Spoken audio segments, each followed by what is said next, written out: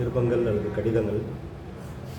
மொத்தம் 27 புஸ்தகம் புதிய ஏற்பாட்டில். அதில் 21 வந்து கடிதங்கள், நமக்கு தெரிஞ்ச ஒரு செய்தி. அதில் பவுல் எழுதினது வந்து 13, யோவான் எழுதினது ஒரு 3, பேதுரு எழுதினது ஒரு 2, யாக்கோபு 1, யூதா 1.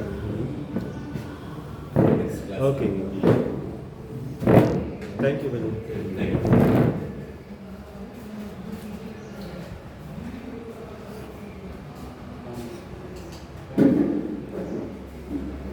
மீதி இருக்கிற 6 பார்த்திங்கன்னா நற்செய்தி நூல்கள் 4ன்னு பார்த்தோம், சரித்திர நூல் 1, தீர்க்கதரிசன நூல் 1.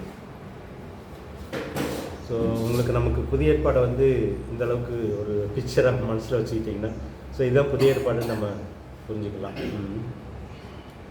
அதில் பவுல் எழுதின 13 வந்து சபைகளுக்கு வந்து 9 எழுதியிருக்கிறாரு, தனிநபருக்கு அல்லது ஊழியருக்கு 4 பார்த்தோம். சபைகளுக்கு எழுதினதில் ரோமருக்கு 1, அப்புறம் கொரிந்தியருக்கு 2 கடிதம், கலாத்தியருக்கு 1,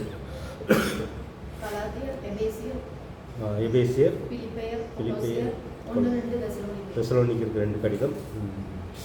அப்புறம் தனிநபர்களுக்குன்னு பார்க்கும்போது தீமோத்திக்கு 2 கடிதம், தீத்துக்கு 1 கடிதம், பீலமோனுக்கு 1ன்னு சொல்லி பார்த்தோம். ஸோ அதுக்குள்ளேயே ஒரு சின்ன ஒரு பிரிவு தான் சிறையிலிருந்து எழுதினது. எபேசியருக்கு, பிலிப்பியருக்கு, கொலோசியர், பீலமோன், இந்த 4 வந்து அவர் சிறையிலிருந்து எழுதினார் சொல்லி பார்ப்போம். அப்புறம் யோவான் எழுதின கடிதத்தில் வந்து சபைக்கு அல்லது விசுவாசிகளுக்கு 2 கடிதம், 1 யோவானும் 2 யோவானும். தனிநபருக்கு வந்து 1 கடிதம் சொல்லி பார்த்தோம், காய்வுக்கு. பேர் எழுதின 2 கடிதமே வந்து விசுவாசிகளுக்கு அல்லது சபைகளுக்குன்னு சொல்லி பார்த்தோம். அப்புறம் யூதா எழுதின கடிதம் வந்து விசுவாசிகளுக்கு. அதுக்கப்புறம் யாக்கோபு எழுதினது வந்து 12 கோத்திரன்னு போட்டிருப்பார். ஆமாம், சிதறி இருக்கிற 12 கோத்திரன்னு போட்டிருப்பார். அது வந்து அதோட பிக்சர், அதாவது அதோடைய அர்த்தம் பார்த்தா விசுவாசிகளுக்கு அல்லது கிறிஸ்தவங்களுக்கு தான் வருவாங்க. அப்புறம் எபிரேயருக்கு இந்த 1 கடிதம் மட்டும் யார் எழுதுனான்றது தெளிவாக இல்லாதனால யாருக்கு எழுதப்பட்டதோ அதன் அடிப்படையில் எபிரேயருக்கு எழுதுகிற கடிதம்னு சொல்லி பார்த்தோம். இதுதான் இதில் இருக்கிறது. நம்ம ஏற்கனவே நம்ம கலாத்தியர் மட்டும் கொஞ்சம் டீட்டெயிலாக பார்த்தோம். இது கொஞ்சம் ஓவராலாக தான் பார்க்குறோம், ஏன்னா இது வந்து அந்த 21 கடிதத்தை பற்றி சுருக்கமாக தெரிஞ்சுக்கிறது தான் இந்த பாடம். பொதுவாக கடிதம் ஏன் எழுதப்பட்டுச்சு, இப்போது நற்செய்தி நூல்கள், சுவிசேஷ நூல்கள் ஏன் எழுதப்பட்டுச்சு, அதை தெரிஞ்சுட்டு அவங்க கடிதத்துக்குள்ள வந்துடலாம். மொத்தம் 4 படிக்கிறோம்: நற்செய்தி நூல், சரித்திர நூல், தீர்க்கதரிசன நூல், கடிதங்கள். இதான் 4 தான் புதிய ஏற்பாட்டை பிரித்தோம் அப்படின்னா. அப்போது நற்செய்தி நூல் எதுக்காக எழுதப்பட்டுச்சு? சுவிசேஷம் அறிவிக்கிறதுக்காக. ஓகே, குறிப்பாக வந்து இயேசுடைய வாழ்க்கை வரலாறு அல்லது ஊழியம், அதிகமான பகுதி வந்து அவர் 3 வருஷம் செஞ்ச ஊழியம் தான். அவருடைய பிறப்பை பற்றி ஒரு சில கருத்துக்கள் மட்டும் இருக்குதுன்னு சொல்லி பார்த்தோம். அதில் 4 சுவிசேஷம் ஏன் ஏற்கனவே பார்த்தது தான், ஒரு வேஸ்ட் பண்ணிடலாம். ஏன் ஒரு சுவிசேஷம் மட்டும் இருந்தால் போதுமே, ஏன் 4 சுவிசேஷ நூல்கள்? ஓகே, ஒன்று உறுதிப்படுத்துறதுக்கு, ஒரு விஷயத்தை வந்து 2க்கு மேலே 2 சாட்சி அல்லது 3 சாட்சினால் அது வந்து உறுதிப்படுத்தப்படுதுன்னு சொல்லி ஒரு காரணம். வேறு ஒரு ஆள் விட்டுருக்கலாம், சிலது வந்து ஏன்னா மனுஷங்கன்றதுனால எல்லாருக்குமே ஒரு வீக்னஸ் இருக்கும். ஒருவேளை ஒருத்தது விட்டுறதை நம்ம அதில் வந்து நம்ம இயேசு 7 வசனம் பேசினான்னு சொல்லி தியானிக்கிறோம். அது ஒருத்தரே எல்லாமே எழுதலை, சிலது மார்க்கு, சிலது மத்தேயு, சிலர் யோவான் இருந்து நம்ம பார்க்கலாம். சரி, ஒருத்தர் விட்டது இன்னொருத்தர் எழுதிக்கலாம். அதுக்காக வேறு இல்லை 4 நூல்கள் 4 இருக்குன்றதா, ஒரே கருப்பொருள் இருக்குது, 4லையும் 1 இருக்குது. அது நம்ம ஒத்து பார்க்கும்போது என்ன நோக்கம், 4 பேர் எழுத வச்சதுக்கு என்ன நோக்கம்? ஆண்டவர் வந்து 4 பேர் வச்சு எழுத வச்சதுக்கு என்ன நோக்கம்?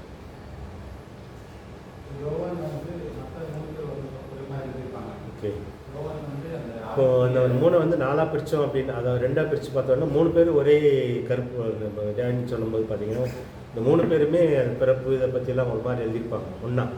அதை வந்து சினாப்டிக் காஸ்பல்னு சொல்லுவோம், ஒத்த நற்செய்தி நூல்கள் அப்படின்னு சொல்லி. ஆனால் யோவான் மட்டும் வித்தியாசமாக இருக்குது. அது ஏன் அப்படின்றது பார்க்கும்போது இவங்க 3 பேரும் வந்து அந்த நடந்த இதுவும் சரித்திரம் தான், நடந்தது அப்படியே எழுதியிருப்பாங்க. இவர் வந்து ஆவிக்குரிய அர்த்தத்தை கொண்டு வந்திருப்பாரு. அதனால தான் இவர் வந்து பிறப்பை பற்றி சொல்லும்போது வார்த்தையாக இருந்தார் ஆவியில், அவர் மாம்சமானான்னு சொல்லி அந்த ஆவிக்குரிய அர்த்தங்களை கொண்டு வருவார் யோவான். அது ஒரு பெரிய வித்தியாசம். அப்போது மற்ற 3 பேர் எழுதுனதுக்கும் யோவான் எழுதுனதுக்கும் உள்ள வித்தியாசம் அது வேறு. இந்த 3 பேரும் ஏன் திரும்ப இந்த 3 பேர், ஏன்னா நமக்கு பைபிள் காலேஜ் ஸ்டூடெண்ட்க்கு நல்லா தெரிஞ்சுக்கணும். அதனால தான் குறிப்பிட்ட காலகட்டத்தில் குறிப்பிட்ட மக்களுக்காக குறிப்பிட்ட காலகட்டன்றது ஒன்று தான் எழுதியிருக்காங்க. நான் குறிப்பிட்ட மக்கள்ன்றது ரொம்ப முக்கியங்க. அதுதான் நீங்கள் வருதான்னு சொல்லி பார்த்தேன் நான். இப்போ மத்திய வந்து யாரை ஃபோக்கஸ் பண்ணி எழுதுறாரு, இந்த டார்கெட் ஆடியன்ஸ் சொல்லுவாங்க. அதாவது நமக்கு எல்லாருக்கும் இப்போ நமக்கு எழுதி 4 பேர் இருக்குது. ஆனால் அவங்க ஆரம்பத்தில் எழுதும்போது மத்திய எழுதும்போது யாரை மனசில் வச்சு எழுதுறாரு, யூதர்கள் அவங்களுக்கு நற்செய்தி புரியுற மாதிரி எழுதுறாரு. அதனால் அவருடைய நற்செய்தி நூலில் பார்த்தீங்க அப்படின்னா நிறைய பழைய ஏற்பாட்டு வசனங்களை கோட் பண்ணியிருப்பார், தீர்க்க தரிசனங்களை கோட் பண்ணியிருப்பார். இதெல்லாம் வந்து மற்றவங்களுக்கு புரியாது. மார்க் எழுதும்போது அப்படி எழுதிக்க மாட்டார். ஆனால் மத்திய எழுதும்போது ஏன் இதெல்லாம் கொடுக்குறாருன்னா, நம்ம பழைய ஏற்பாட்டிலேயே மேசியா வாக்குத்தத்தம் பண்ணப்பட்டவர், அவர் தான் வந்து இயேசு பண்ணியிருக்காரு, இந்த இயேசு தான் மேசியான்னு சொல்லி யூத மக்களுக்கு வந்து அந்த சுவிசேஷத்தை புரிய வைக்கணுன்ற நோக்கத்தில் மத்திய எழுதியிருக்கிறாரு. அதே மாதிரி மார்க் யாருக்கு எழுதினாரு, லூக்கா யாருக்கு எழுதினா, இந்த டார்கெட் ஆடியன்ஸ் முக்கியம். அதனால இந்த 4 பேர்னு சொல்லி பார்ப்போம். ரோமர்களுக்குன்னு எழுதுறாரு. அதில் வந்து பல ஜாதிகள் இருக்குது. இப்போ பவுலுமே ஒரு ரோம பிரஜை தான். ரோமர்கள் வந்து ஒரு இப்போ இங்கிலீஷ்காரங்க மாதிரி அந்த காலகட்டத்தில் ரோமர்கள் வந்து எல்லா நாட்டையும் பிடிச்சி இது பண்ணதுனால ஸோ அவங்கள மையமாக வச்சு அவங்களுக்கு வந்து ஆக்ஷனை சொல்லணும். இயேசு உடனடியாக போனார், இது செஞ்சார், இதை செஞ்சார், அதை செஞ்சார்னு சொல்லணும். இப்போ மார்க்குடைய எது பார்த்தீங்க அப்படின்னா, ரோமர்களுக்கு வந்து சுவிசேஷம் எப்படி புரிய வைக்கணும் அப்படின்னா, அவங்களுக்கு இந்த அற்புதங்கள் உடனடியாக செய்கிற காரியங்கள் இதெல்லாம் புரியணுன்றதுக்காக மார்க்கு அவங்கள மனசில் வச்சு எழுதிக்கிறார். லுக்கா ஒரு தனி நபருக்காக எழுதுறாரு, பேர் தியோபிலஸ்ன்னு போட்டிருக்காரு.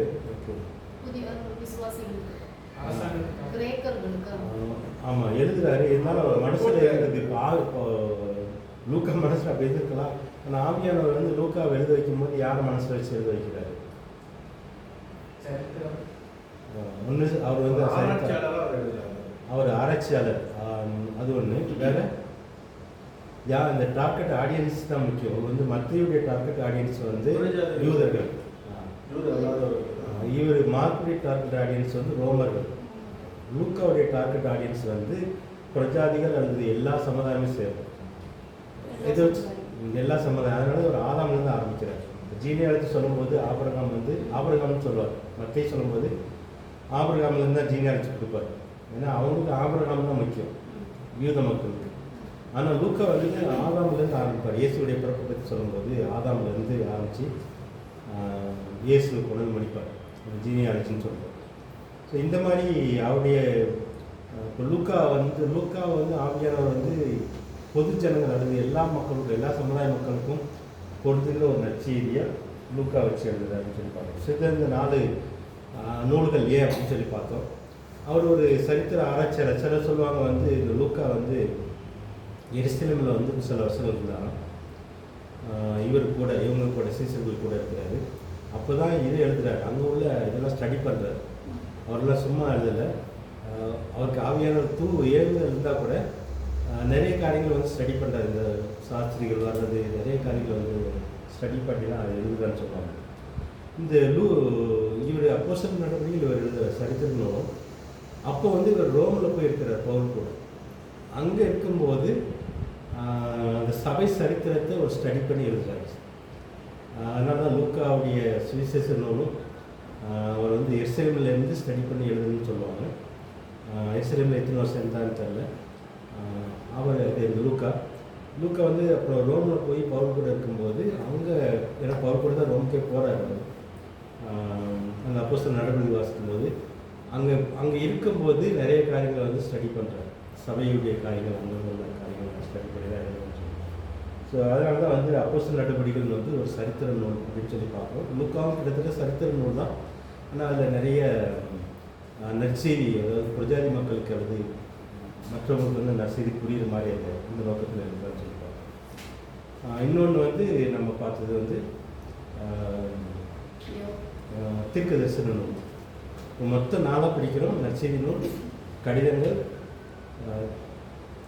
என்னது சரித்திர நூல், தீர்க்கதரிசன நூல். தீர்க்கதரிசன நூல்னால் நமக்கு வெளிப்படுத்தின விசேஷத்தை சொல்கிறோம். அதில் வந்து நடந்த காரியம், நடக்க போகிற காரியம், அதிகமாக கடைசி காலத்தில் வந்து எப்படி இருக்குன்றத யோவான் தான் எழுதுறாரு. இப்போ நம்ம ஃபோக்கஸ் வந்து இப்போ 21 அந்த 21 கடிதங்களுக்கு வரும். ஸோ கடிதங்கள் எதுக்காக எழுதப்பட்டுச்சு, என்ன நோக்கத்தில் வந்து இந்த கடிதங்கள் எழுதப்பட்டுச்சு? அதில் பவுல் எழுதுனதுன்னு பார்த்தோம்.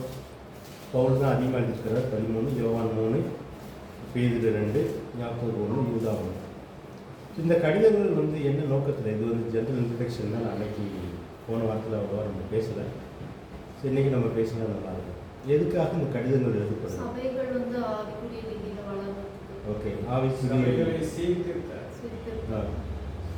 சீர்திருத்த, சபைகளை சீர்திருத்த யார் சொல்லுது? சரி, அப்போ வந்து அந்த சபைகளில் என்ன இருக்குது? இப்போ சீர்திருத்தணும் அப்படின்னா என்ன இருக்குது? பிரச்சனை இருக்குன்றது தான் முக்கியம். ஒவ்வொரு சபையிலும் ஒவ்வொரு பிரச்சனை இருக்குது.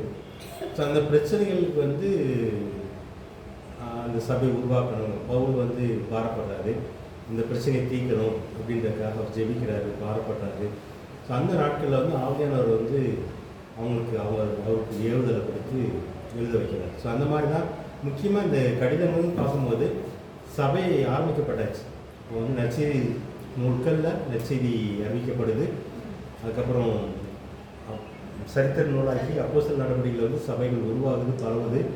அப்போஸ்தலர் நடவடிக்கையில் பார்த்தோம், முதல் சபை வந்து எங்கே உருவாச்சு? எருசலேம். அந்தியோகியா வந்து புரஜாதி சபை. ஸோ அதுக்கு முன்னாடியே யூத சபைகள் வந்து இதில் எருசலேமில் உருவாகுது. ஸோ எருசலேமில் ஒரு சபை உருவாச்சு. அதுக்கப்புறம் யூதேயாவுக்கு பரவுது. யூதேயாவும் கிட்டத்தட்ட வந்து யூதர்கள் தான். அதுக்கப்புறம் தான் புரஜாதிகள் பரவுது. ஸோ அப்படி பரவுனது தான் அந்தியோகியா. அந்தியோகியா வந்து புரஜாதி சபை. அங்கேருந்து தான் பவுல் வந்து மற்ற இடங்களுக்கு அனுப்பப்படுறார். ஸோ அப்படி தான் சபைகள் பரவுது. ஸோ சபைகள் பரவுது, சபைகள் உருவாகுது. ஆனால் சபைகள் உருவாக பிரச்சனைகளும் சேர்ந்து வந்துகிட்டே இருக்கு. ஸோ அந்த பிரச்சனைகளுக்கு வந்து ஜெபிக்கிறாங்க சபை தலைவர்கள், உருவாக்குனவங்க, இந்த அப்போஸ்தலர்கள். ஸோ அப்படி ஜெபிக்கும் போது ஆண்டவர் வந்து அவங்களுக்கு வெளிச்சங்கள் கொடுக்குறாரு, இந்த பிரச்சனைகள் வந்து எப்படி தீர்க்கணும் அப்படின்னு சொல்லி. ஸோ இந்த கடிதங்கள் வந்து நமக்கும் ஏன் முக்கியம் அப்படின்னா, நமக்கும் நம்ம சபைகளில் பிரச்சனை இருக்குது. ஸோ ஒவ்வொரு சபைகளில் உள்ள பிரச்சனைகளுக்கு ஏற்ற மாதிரி அந்த கடிதத்தை நம்ம வாசிக்கும் போது அந்த பிரச்சனைகளுக்குரிய தீர்வு கடிதம் கொடுக்கும். ஸோ கடிதத்தின் நோக்கமே என்ன அப்படின்னா, சபைகள் உருவாயிடுச்சு, சபைகள் வளருது, சபைகள் பரவுது. அப்படி உருவாகும் போது, பரவும் போது, சபையில் மக்கள் அதிகரிக்கும் போது சபைகள் வந்து பிரச்சனைகள் வந்துகிட்டே இருக்குது, பல விதமான பிரச்சனைகள். அந்த பிரச்சனைகளுக்கு வந்து தீர்வுக்காக அவங்க ஜெபிக்கிறாங்க அப்போஸ்தலர்கள். அப்படி ஜெபிக்கும் போது ஆண்டவர் வந்து அவங்களுக்கு வந்து அந்த அதை எப்படி சீர்திருத்துறது அப்படின்ற மாதிரி வெளிச்சங்களை கொடுக்குறாரு. அப்படி எழுதுறது தான் கடிதங்கள்னு சொல்லி பார்க்குறோம். ஸோ கடிதங்கள் எழுதப்படுவதுடைய நோக்கமே சபைகளுடைய பிரச்சனைகளை தீர்க்கிறதுக்காக. சரியான ஒரு வார்த்தை வந்து சீர்திருத்துதல். சபைகள் வந்து ஒரு சீர்கேட்டுக்குள்ளே போகுது. ஏன்னா சபையை ஆரம்பிச்சோடனே அந்த சபையை வந்து அழிக்கிறதுக்கு யாருடைய கண் வருது? யாருடைய கண் சபையின் மீது வரும்? பிசாசுடைய கண். ஸோ இது வந்து அவன் வந்து சபையை எப்படி கெடுக்கலாம்? ஒவ்வொரு சபையும் கெடுக்கிறதுக்கு அவங்க வந்து மக்களை பயன்படுத்தலாம். சபைக்குள்ளேயே மக்களை பயன்படுத்தலாம், வெளியில் உள்ள மக்கள். ஒரு பக்கம் வந்து அப்போஸ்தலர் நடவடிக்கைகளை வந்து உபத்திரவம் மூலமாக ட்ரை பண்ணுறான். சொந்த எருசலேமில் வந்து சபை உருவாகும் போது அந்த யூத மக்களே அந்த சபையை அழிக்கிறதுக்கு ஏவலாம். இருந்தாலும் அதையும் மீறி வளருது. யூத பூசாரிகளே ஆண்டவரை ஏற்றிட்டு வர்றாங்க. அதுக்கப்புறம் தான் இந்த மாதிரி பிரச்சனைகளை கொண்டு வராங்க. வந்து என்ன பிரச்சனைன்னு பார்த்தீங்கன்னா, உபதேசங்கள் கோளாறு, இந்த விருத்த சேதத்தை கொண்டு வர்றது, அதுக்கப்புறம் ஞானஸ்தானத்தை முக்கியப்படுத்துறது, அப்புறம் பிரமாணத்தை முக்கியப்படுத்துறது, இதெல்லாம் வந்து சபையை குழப்பதற்காக இதனுடைய செயல்களை வந்து மறைமுகமாக இருக்கும். அதுக்கு வந்து மனிதர்கள் வந்து பயன்படுத்துவாங்க. ஸோ அந்த மாதிரி தான் பார்க்கணும். அது மாதிரி புரஜாதிக சபைகள் வந்ததுக்கப்புறம் இவங்களை வந்து யூதர் ஆக்கணும், இவங்களையும் விருத்த சேதம் பண்ணணும், அவங்களையும் வந்து ஓய்வு நாளை கடைப்பிடிக்க வைக்கணும். அந்த மாதிரி குழப்பங்கள்லாம் கொண்டு வரலாம். கொரிந்து சபையில் பிரச்சனை பார்த்தீங்கன்னா விபச்சாரம், அப்புறம் போட்டி போடாமல் அவங்களுக்குள்ள வந்து நான் ஒரு குரூப் வந்துடுது. நான் பவுலை சேர்ந்தவன், நான் பொருளை சேர்ந்தவன், அந்த மாதிரி குரூப் வருது.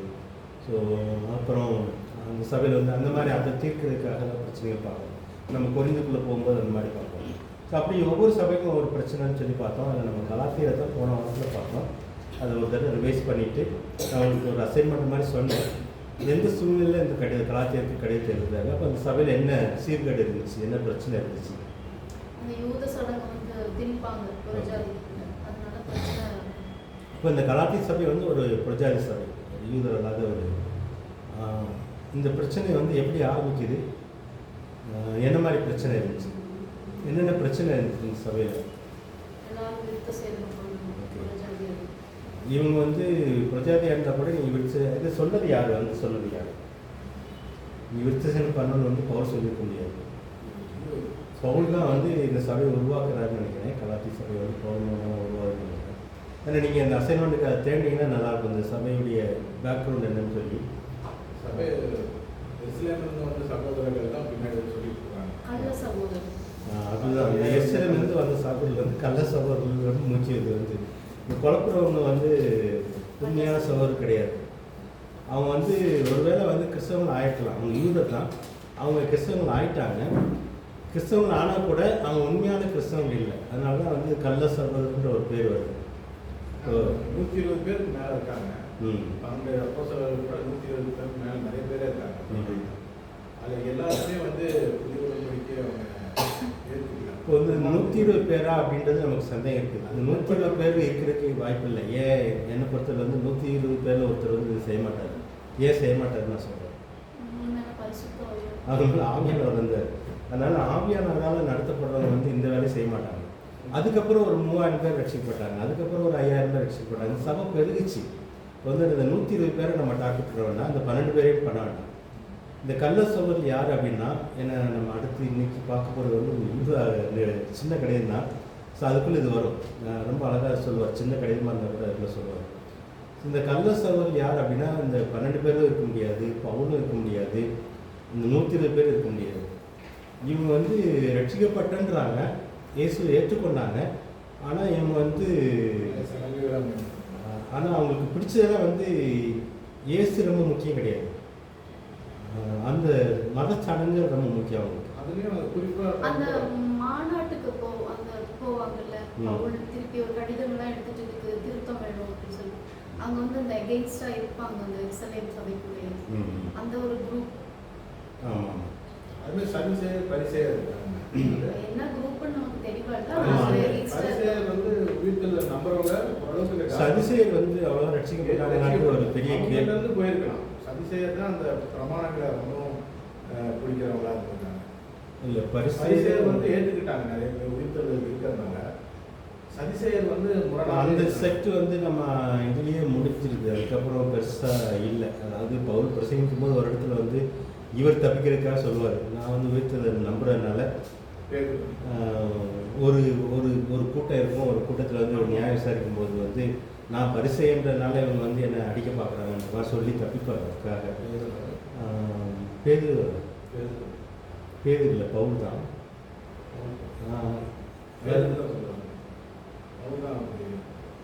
இல்லை, பவுலை வந்து விசாரணைக்காக கூட்டிகிட்டு போவாங்க. இது வந்து அப்போஸ்தலர் நடவடிக்கையில் இருக்குது. அவர் அந்த இடத்துல மட்டும்தான் நான் வந்து பரிசெயன்றதுனால இந்த மாதிரி என்னை கட்டி வச்சிருக்காங்கன்னு சொல்லுவார். அந்த குரூப் வந்து எருசலேம் சபைக்குள்ளேயே பவுலை பிடிக்காத சில கூட்டம். அவர் போகும்போதெல்லாம் பின்னாடியே ஃபாலோ பண்ணி போவாங்க. அப்படிதான் அந்த கல்லறி எறிவாங்கல்ல ஒரு இடத்துல, அதெல்லாம் அப்படிதான் நடந்துச்சு. அது ஃபுல்லாக அந்த அப்போஸ்தலர் நடவடிக்கைகளும் கலாத்தியருக்கும் அந்த கனெக்ஷன் இருக்கு. கலாத்திய சபையில் அந்த ஃபர்ஸ்ட் ஊழிய பயணம் போகும்போது இந்த காரியமெல்லாம் அப்படி சொல்லி நான் இந்த கடிதங்களில் வந்து நிறைய பரிசேயர் சதுசேயர்ன்ற ஒரு வித்தியாசங்கள் வந்து அவ்வளோ வராது. இயேசு வாழ்ந்த காலகட்டம், அப்புறம் அந்த அப்போஸ்தலர்கள் வந்து 12 அப்போஸ்தலர் நடவடிக்கைகள் காலகட்டத்தில் இவங்க இருப்பாங்க. நான் சொல்கிற ஒரு சம்பவம் என்ன அப்படின்னா, ஒரு இடத்துல பவுலை வந்து அரெஸ்ட் பண்ணி விசாரிக்க கூட்டிகிட்டு போகிறாங்க. அப்போது வந்து இவர் வந்து தப்பிக்கிறதுக்காக என்ன சொல்லுவார்னா, நான் வந்து உயிர்த்தெழுதலை விசுவாசிக்கிறவன், நான் பரிசேயன், அதனால் வந்து இவங்க எனக்கு தண்டிக்க பார்க்குறாங்கன்னா இருக்கிற சபை 2ஆக பிரிஞ்சிடும். அதாவது அது ஒரு கூட்டம், சபை கிடையாது. அது சபைனாலே ஒரு கூட்டம். அந்த கூட்டம் 2ஆக பிரிஞ்சிடும். சதுசேயர் ஒரு பக்கமும் பரிசேயர் அவங்களுக்கு கூட சண்டை மூட்டிட்டு வருவாங்க. ஆக்சுவலாக வந்து நடந்துட்டாங்க. அவங்க வந்து இப்போ வந்து பவுலுக்கு வந்து இந்த பரிசேயெல்லாம் சப்போர்ட் பண்ண ஆரம்பிப்பாங்க. அந்த இடத்துல உண்மையிலே எல்லா பரிசேயரும் பவுல் சப்போர்ட் பண்ணல. ஒரே நடந்த ஒரு அந்த சம்பவத்தில் மட்டும் இவங்களுக்குள்ள இவர் பவுல் தப்பிக்கிறதுக்காக ஒரு வார்த்தை சொல்லிடுவார். சொன்ன உடனே அந்த கூட்டம் வந்து அவங்களுக்குள்ளேயே சண்டை போட ஆரம்பிச்சோடனே இவரை வந்து தூக்கிட்டு போயிடுவாங்க. அந்த காவல் வந்து தூக்கிட்டு போய் இவர் தப்பிக்க வைப்பாங்க. இதுதான் நடக்கிற ஒரு சம்பவம். அதனால் பரிசேயர்கள் எல்லாருமே பவுலுக்கு சப்போர்ட் பண்ணல. ஆனால் நம்ம புரிஞ்சிக்க வேண்டியது என்ன அப்படின்னா, இயேசு உயிர்த்தெழுந்ததுக்கப்புறம் இவங்க பிரசங்கிக்கிறாங்க. அப்போ சதுசேயருக்கு ரொம்ப பிரச்சனை வருது. இவங்களை பிரசங்கிக்க விட்டால் நம்மளுடைய தியாலஜி, நம்மளுடைய மத கொள்கைகளுக்கு வந்து பிரச்சனை வருது அப்படின்னு சொல்லி அவங்க தான் முதல்ல இந்த 12 அப்போஸ்தலர்களை 120 பேரை துன்புறுத்துறதுக்கு வந்து காரணமாக இருக்கிறாங்க. ஸோ அதுக்கப்புறம் அவங்க எப்படி ஒழிஞ்சு போகிறாங்கன்னு தெரியல. அவங்க வந்து ரட்சிக்கப்பட்டாங்களா அப்படின்றது, அவங்களேருந்து யாரும் வந்து 3000 பேர் வராங்கல்ல, அதில் சதுசேயர் யாரும் இருந்தாங்களா அப்படின்லாம் நமக்கு தெரியல. ஆனால் யூதரில் வந்து 2 குரூப்பாக தான் இருக்குது. அதுக்கப்புறம் இந்த பிரிவினை வந்து இந்த கடிதங்கள் காலகட்டங்கள் வந்துச்சுன்னு வைங்களேன், அது ரொம்ப தாக்கங்கள் இல்லை. இந்த பிரிவுடைய தாக்கங்கள் வந்து சதுசேயர் பரிசேயர் பிரிவுடைய தாக்கங்கள் அவ்வளோ இல்லை. ஆனால் எல்லா பரிசேயருமே பவுலுக்கு வந்து சப்போர்ட் பண்ணுறாங்க. இந்த குரூப் கூட இந்த இப்போ வந்து விருத்த சேதம் பண்ணணும், நீங்கள் வந்து பிரமாணத்தை கடைப்பிடிக்கணும்னு சொல்லி ரட்சிக்கப்பட்ட யூதர்களே, ஒருவேளை பரிசேயர் தான் இருக்கணும், அவங்க வந்து அதை கட்டாயப்படுத்துகிறாங்க. ஏன் அப்படின்னா இவங்களுக்கு வந்து இதை வந்து யூதா எழுதும்போது எழுதுவார், இவங்க வந்து இயேசு கூட ரட்சிக்கப்பட்டேன்னு சொல்கிறாங்க, ஆனால் இயேசு கூட அவங்க கனெக்ஷன் இல்லை. இயேசு கூட நீங்கள் சேர்ந்து வாழணும், இயேசு சொல்கிறத கேட்டு நீங்கள் வாழணும். அது வாழாதனால இவங்க வந்து இவங்களே தலைவராக விரும்புகிறாங்க. இவங்க வந்து பிரிவினைக்கு காரணமாக இருக்கிறாங்க. இதை பற்றி வளர்க்கும் போது தான் யூதா எழுதுவார். இன்னைக்கு காலை நான் வாசிச்சுங்க, ஒரு குரூப் வந்து இப்போ இஸ்ரேலில் வந்து மோசே மூலமாக ஆண்டவர் வந்து ஒரு பெரிய கூட்டத்தை ரட்சித்து கூட்டிகிட்டு வர்றாரு. அங்கே உள்ளே இருக்கிற ஒரு கூட்டமே வந்து மோசைக்கு எதிராக வரும். ஸோ அப்படி வந்த கூட்டம் தான் யார்? கோராகுன்னு ஒரு கூட்டம். அந்த கோராக கூட்டம் அழிஞ்ச மாதிரி அழிவாங்க. இந்த குரூப்பெல்லாம் பார்த்தீங்கன்னா இதே மாதிரி தான். இப்போ 3000 பேர் 5000 பேர் கிட்டத்தட்ட எத்தனை பேர் ரட்சிக்கப்பட்டாங்கன்னு தெரியல யூதர்களில். ஆனால் அவங்களுக்குள்ளேயே ரட்சிக்கப்பட்டேன்னு சொன்னால் கூட, ஞானஸ்நானம் எடுத்தால் கூட, அவங்கள ஒரு குரூப் வந்து இந்த தலைமைக்கு கீழ்ப்படிய விரும்புகிறாங்க. இந்த 12 அப்போஸ்தலர்களுக்கு வந்து கீழ்ப்படிய விரும்புகிறாங்க. இவங்க அதுக்கும் மேலே இருக்க விரும்புகிறாங்க, அதாவது தனிப்பட்ட தலைமைக்குள்ளே போக விரும்புகிறாங்க. ஸோ அப்படி தான் இந்த கலாத்திய சபைக்கு வந்து ஒரு குரூப் வருது. ஒரு பக்கம் வந்து பேதுரு வராரு, பவுல் வராரு, ஊழியம் செய்கிறாங்க. ஆனால் இந்த 12 பேர் அல்லாமல் ஒருவேளை 120 பேர் இருக்கிறதுக்கு வாய்ப்பு இல்லை. ஏன்னா அபிஷேகம் பெற்றவங்க இதை செய்ய முடியாது. இவங்க வந்து ரட்சிக்கப்பட்டேன்னு சொல்கிறாங்க, ஆனால் இவங்க வந்து இந்த 12 அப்போஸ்தலர்களுக்கு கீழே இருந்து செயல்பட விரும்புவாங்க. அப்போதைக்கு பார்த்தீங்க அப்படின்னா 12 அப்போஸ்தலர்கள் தான். இப்போ பவுலே கூட இந்த 12 பேர் கீழே கட்டுப்படுவார். எங்கே கட்டுப்படுவார் அப்படின்னா, ஒரு இவர் செய்கிற புரஜாதி சபைகள் வருது, அங்கேயே ஒரு பிரச்சனை வருது, அங்கேயும் இவங்க தான் அவங்க பிரச்சனை பண்ணுறாங்க. அப்போ இதை பற்றி நம்ம அங்கே போய் எருசலேமில் போய் தலைவர்களை கூப்பிட்டு வச்சு நம்ம பேசி முடிவெடுக்கலாம். அப்போ பவுல் யார் கட்டுப்படாருன்னு 12 பேருக்கு தான் வரும். அதனால தான் வந்து இந்த 12 பேர் 12 அப்போஸ்தலர்கள் வந்து ரொம்ப அடிஸ்தலம், அஸ்திபாரம்னு சொல்லி இயேசு முளைக்கல். இந்த 12 பேர் வந்து அடிஸ்தலம் ஏன்னு சொல்கிறாங்க. இது வந்து ரொம்ப கனெக்ஷன் இருக்குது. எங்கே கனெக்ஷன் இருக்குது அப்படின்னா, நித்தியத்திலே கனெக்ஷன் இருக்குது. பழைய ஏற்பாட்டிலையும் கனெக்ஷன் இருக்குது. அந்த 12 கோத்திரம், அதே மாதிரி 12 சீடர்களை தெரிஞ்செடுக்குது, அப்புறம் 12 வாசல்கள். இந்த அஸ்திபாரம் ஏன் வந்து அப்போஸ்தலர் அஸ்திபாரம்னு சொல்கிறாங்க அப்படின்னா, இந்த 12 பேருக்கு கட்டுப்படாத ஒரு கூட்டம் வருது. அவங்க தான் வந்து இந்த கலாத்திய சபையில் வந்து இந்த பிரச்சனையை பண்ணுறாங்க. தானி புரியுது, அதில் தான் குழப்பம் இருக்கிறாங்க. இதில் வந்து நம்ம பேதுரு தனியாக, பேதுரு வந்து பழைய உடன்படிக்கைக்காரரு, பவுல் வந்து புதிய உடன்படிக்கைக்காரர் பிரிக்கக்கூடாது. பவுலே வந்து பேதுருக்குள்ள தான் போவார். இப்போ சில இடத்துல வந்து பேதுரு எதிர்த்தார். அது வந்து இவருக்குள்ள அந்த அவங்க இந்த பிரச்சனை இருந்துச்சு, அவருக்கு அது எதிர்த்தார். ஆனால் உபதேசங்கள் அப்புறம் இந்த மாதிரி சபையுடைய கட்டுப்பாடுகள் வரும்போது பவுலே கூட அவராக நான் அவங்களோட பெரிய தலைவன்னு சொல்லுவார். அவங்களோட கஷ்டப்பட்டேன், நான் பெரிய அப்போஸ்தலன் தான், இருந்தாலும் நான் சபையை துன்புறுத்துறதுனால எல்லா பாவியோட பெரிய பாவின்னு சொல்லி தலைக்கீழே கொண்டு வந்துடுவார். கொண்டு வந்துட்டு இந்த சபையில் இவ்வளோ உருவாக்கின சபையில் ஏற்பட்ட பிரச்சனைக்கு இந்த மாதிரி பிரச்சனை தான் நம்ம வந்து அங்கே போய் கேட்கலாம், அங்கே போய் தலைவர்களை கூட்டி நம்ம பேசி தீர்மானிக்கலாம்னு சொல்லி அங்கே போய் பேசினதுக்கப்புறம் தான் 12 பேர் வச்சு பேசினதுக்கப்புறம் தான் ஒரு கடிதத்தை எழுதி எல்லா சபைகளுக்கும் அனுப்புவாங்க. அதில் வந்து நீங்கள் விபச்சாரம் பண்ணக்கூடாது, ரத்தத்தை சாப்பிடக்கூடாது, வேறு என்னது ஒரு 3 இது முக்கியப்படுத்துவாங்க. ரத்தத்தை சாப்பிடக்கூடாது, 3 இது முக்கியப்படுத்தி மற்றபடியெல்லாம் நீங்கள் எதுவும் செய்ய பெரிய யூத சடங்குகள் கூட நீங்கள் போக வேண்டாம். படைச்சதையும் ரத்தத்தையும் விக்கிரகத்து விலகி இருக்கணும், விபச்சாரத்துக்கு விலகி இருக்கணும், ரத்தத்துக்கு விலகி இருக்கணும். இந்த 3 முக்கியப்படுத்திட்டு அந்த எழுதுகிற கடிதம் தான். மற்றதெல்லாம் நீங்கள் விருத்தி செய்யணுமோ இந்த ஓய்வு நாளோ இதெல்லாம் உங்களுக்கு முக்கியம் இல்லை, அது இஸ்ரேலர்கள் யூதர்கள் பார்த்துக்கிட்டோம், உங்களுக்கு வந்து அது இல்லை அப்படின்ற மாதிரி தான் அந்த கடிதம் எழுதப்பட்டு எல்லா சபைகளுக்கும் போகும். ஸோ இதுதான் வந்து அந்த என்ன சொல்கிறது, சபையுடைய மாநாட்டிலே எல்லாம் கிளியர் ஆகிடும். 3வது வருஷம் மாநாட்டிலே எல்லாம் பேசியிருக்காங்க. அதுக்கும் பேதுரு அவருக்குமே வெளிப்பாடு வந்துருக்காங்க. ஸோ அதனால் வந்து நம்ம இந்த பவுல் வந்து புதிய உடன்படிக்கை ஊழியர், அப்புறம் பேதுரு வந்து பழைய அந்த மாதிரிக்கெல்லாம் நிறைய குழப்பிக்க வேண்டாம். இந்த 12 பேர் தான் அஸ்திபாரம். இது வந்து ரொம்ப முக்கியமாக ஆண்டவர் சொல்லிடுறாரு. இந்த 12 பேரை வச்சு தான் ஆண்டவர் வந்து சபையை உருவாக்குறாரு. ஏன்னா இயேசு மூளைக்கல் இந்த 12 பேர் அப்போஸ்தலர் உபதேசம் ரொம்ப முக்கியம். அதுக்கு மேலே தான் பவுல் வர்றாரு. அதுக்கு அடுத்து தான் பவுல்ன்ற மாதிரி இருப்பாங்க. சரி, இந்த கலாத்திய சபையில் இந்த பிரச்சனை என்னென்னா, இந்த மாதிரி ஒரு குரூப் வருது. இது வந்து ரட்சிக்கப்பட்டேன்னு சொல்லுது, அவங்க ஊழியக்காரங்க சொல்லிக்கிறாங்க. ஆனால் அவங்க வந்து இயேசுக்கு கட்டுப்படாதவங்க, இந்த 12 அப்போஸ்தலருக்கும் கட்டுப்படாதவங்க. இவங்க வந்து இந்த சபையில் வந்து குழப்புறாங்க. இவங்க வந்து நேரடியாக பேச மாட்டாங்க. அதனால தான் இந்த பவுல் களத்திற்கு வரும்போது எழுதுவார், தந்திரமாக வருவாங்க. இவங்க வந்து பாம்பு மாதிரி வருவாங்க. பாம்பு அப்படியே படம் எடுத்துட்டுலாம் வராது, அப்படியே அமைதியாக வரும். கிட்ட வந்தோடனே ஏதாவது பண்ணும்போது தான் படையிடும். ஸோ அந்த மாதிரி பாம்பு போல் வர்றவங்க, ரொம்ப தந்திரமாக நுழையிறவங்க அப்படின்லாம் எழுதுவாங்க. ஸோ இவங்க வந்து இவங்களுடைய நோக்கம் என்னென்னா, இவங்களுக்கு பேர் 12 பேருக்கு பேர் கிடைக்குது, பவுலுக்கு பேர் கிடைக்குது, நமக்கும் அது மாதிரி ஒரு பேர் வேணும், நமக்கும் ஒரு பணம் வேணும். இவங்களுக்கு வயிறு தான் கடவுள். அந்த மாதிரி இவங்க வயிற்று முக்கியப்படுத்துகிறவங்க, பேரை முக்கியப்படுத்துகிறவங்க, பொறாமப்படுறவங்க. ஸோ யூதாவில் நிறைய எழுதுவோம். யூதா கடையில் பார்த்தீங்கன்னா இந்த மாதிரி இவங்களை பற்றியோ குலத்தை பற்றி ரொம்ப இதாக எழுதுவோம். ஸோ அந்த மாதிரி ஒரு குரூப் வந்து என்ன சொல்லுது அப்படின்னா, நீங்கள் இயேசுவை ஏற்றுக்கொண்டால் கூட நீங்கள் வந்து மோசையுடைய பிரமாணத்துக்கு கீழே வரல அப்படின்னா உங்களுக்கு வந்து நிறைய ஆசீர்வாதம். குறிப்பாக என்ன சொல்ல வராங்கன்னா, ஆபிரகாம் கொடுத்த ஆசீர்வாதம் உங்களுக்கு கிடைக்காது. இவங்க வந்து தந்திரமாக பேசுகிறது தான். ஆபிரகாமுக்கு நிறைய ஆசீர்வாதம் ஆண்டவர் கொடுத்துருக்காரு. இந்த ஆபிரகாமின் ஆசீர்வாதம் உங்களுக்கு வேணும் அப்படின்னா நீங்கள் வந்து மோசையுடைய பிரமாணத்துக்கு கீழே வரணும். இப்போ ஆபிரகாமே விருத்த சேதனம் பண்ணார், நீங்களும் விருத்த சேதனம் பண்ணணும். மோசையுடைய பிரமாணம், மோசைக்கு அந்த விருத்த சேதனம் கொடுக்கப்பட்டுச்சு. அந்த மாதிரி அப்புறம் மோசை மூலமாக ஓய்வு நாள் கொடுக்கப்பட்டுச்சு, அப்புறம் மாத பிறப்பு கொடுக்கப்பட்டுச்சு. இந்த மாதிரி நிறைய இதெல்லாம் கொண்டு வராங்க. ஸோ இதெல்லாம் செஞ்சால் தான் ஆபிரகாம் கொடுத்த ஆசீர்வாதம் உங்களுக்கு கிடைக்கின்றது தான் இவங்களுடைய போதனை. ஸோ இதில் வந்து இவங்க மயங்கிடுறாங்க.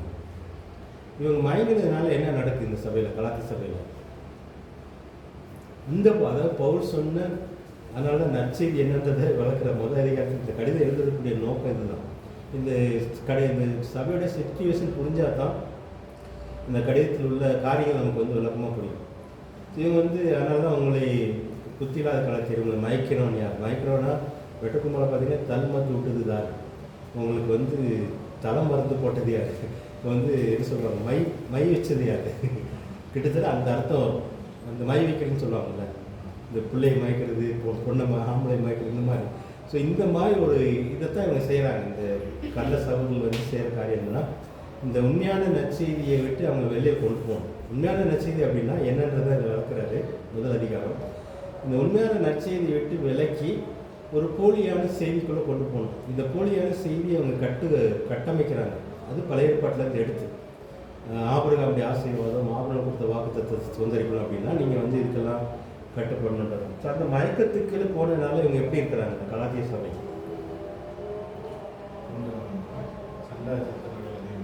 இவங்களுக்குள்ள அவ்வளோ சண்டை சச்சரவுல இல்லை. இவங்களுக்குள்ள வந்து விபச்சாரம் கிடையாது, இவங்களுக்குள்ள விக்கிரகாரங்களும் கிடையாது.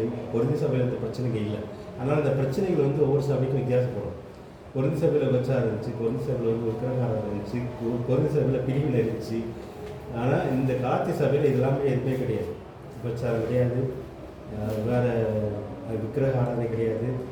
ஆனால் இங்கே ஒரு வித மயக்கம் இருந்துச்சு அவங்களுக்குள்ள. இந்த மயக்கத்தினால நடந்தது என்ன அப்படின்னா, பவுலை வந்து மட்டம் பண்ணிடுறாங்க. பவுல் பேச்சுக்கு மரியாதை இல்லைங்க. இவர் தான் இந்த சபையை ஆரம்பிக்கிறார். இவர் வந்து சொல்லுவார், நான் பெற்றேன் அவங்கள 10 மாதம் சுமந்து பெற்ற மாதிரி. அதனால் திரும்ப சொல்கிறேன், கற்ப வேதனைப்படுறேன், திரும்ப உங்களை இயேசுக்குள்ளே பக்கிறதுக்காக நான் கற்ப வேதனைப்படுறேன்னு எழுதுவார். பவுல் வந்து கற்ப வேதனைப்பட்டு பெற்றெடுத்த சபை, அந்த சபையாருக்கு இவர் தான் அப்பா. ஆனால் அப்பா கிடைக்கிற மரியாதை இங்கே கிடைக்கல. இவங்க வந்து மயக்கிட்டாங்க. இடையில வந்து கள்ள சோதல் வந்து மயக்கினால கிட்டத்தட்ட வந்து கள்ள புருஷனோட பழகிற மாதிரி இவங்ககிட்ட பழக ஆரம்பிச்சிட்டாங்க. இப்போ இவங்க சொல்கிறது தான் முக்கியம். பவுல் சொல்கிற செய்தியை விட இவங்க சொல்கிற செய்தி தான் அவங்களுக்கு முக்கியமாக தோணும். இந்த கடிதத்தை வாசிங்கன்னா அவருடைய இதெல்லாம் புரியும். பவுலுடைய மனசில் இருந்தெல்லாம் நம்ம புரிஞ்சுக்கணும் அப்படின்றதுக்கு தான் நம்ம சொல்கிறாங்க. ஸோ அந்த கடிதத்தை வாசிக்கும் போது பவுலுடைய உணர்வுகளெல்லாம் தெரிய வரும். ஸோ இந்த மாதிரி சபையில் இந்த பிரச்சனை என்ன அப்படின்னு பவுலுக்கு மரியாதை இருக்காங்க. இவங்க வந்து அப்படியே டிப்டாப்பாக வர்றாங்க. நிறைய இப்போ வந்து நிறைய பிரசங்க மாதிரி டை கோட் ஸ்டூடெண்ட் வந்து ஆசீர்வாதத்தை பற்றி பேசி இவங்க கஷ்டப்பட்டு யாராவது பெற்றெடுத்துருப்பாங்க, இவங்க பின்னாடி வேறு யாருக்கூடையும் வாங்கி போயிடுவாங்க. ஸோ அந்த மாதிரி ஒரு சபை தான் கலாத்திய சபை. இந்த சபையில் உள்ள பிரச்சனை என்ன அப்படின்னா, இந்த உண்மையான நற்செய்தியாகிய இயேசுவை விட்டுட்டு இவங்க வந்து வேறு ஒரு செய்தியை நல்ல செய்தி மாதிரி நம்பி அவங்க சொல்கிறத கேட்டு அவங்க பின்னாடி போகிறாங்க. அதனால தான் இந்த உங்களுடைய மனதை மயக்கிறோம், ஏன் புத்தி இல்லாமல் போச்சு, ஆவியில் ஆரம்பிச்சு நீங்கள் ஏன் மாம்சத்தில் முடிக்க பார்க்குறீங்க?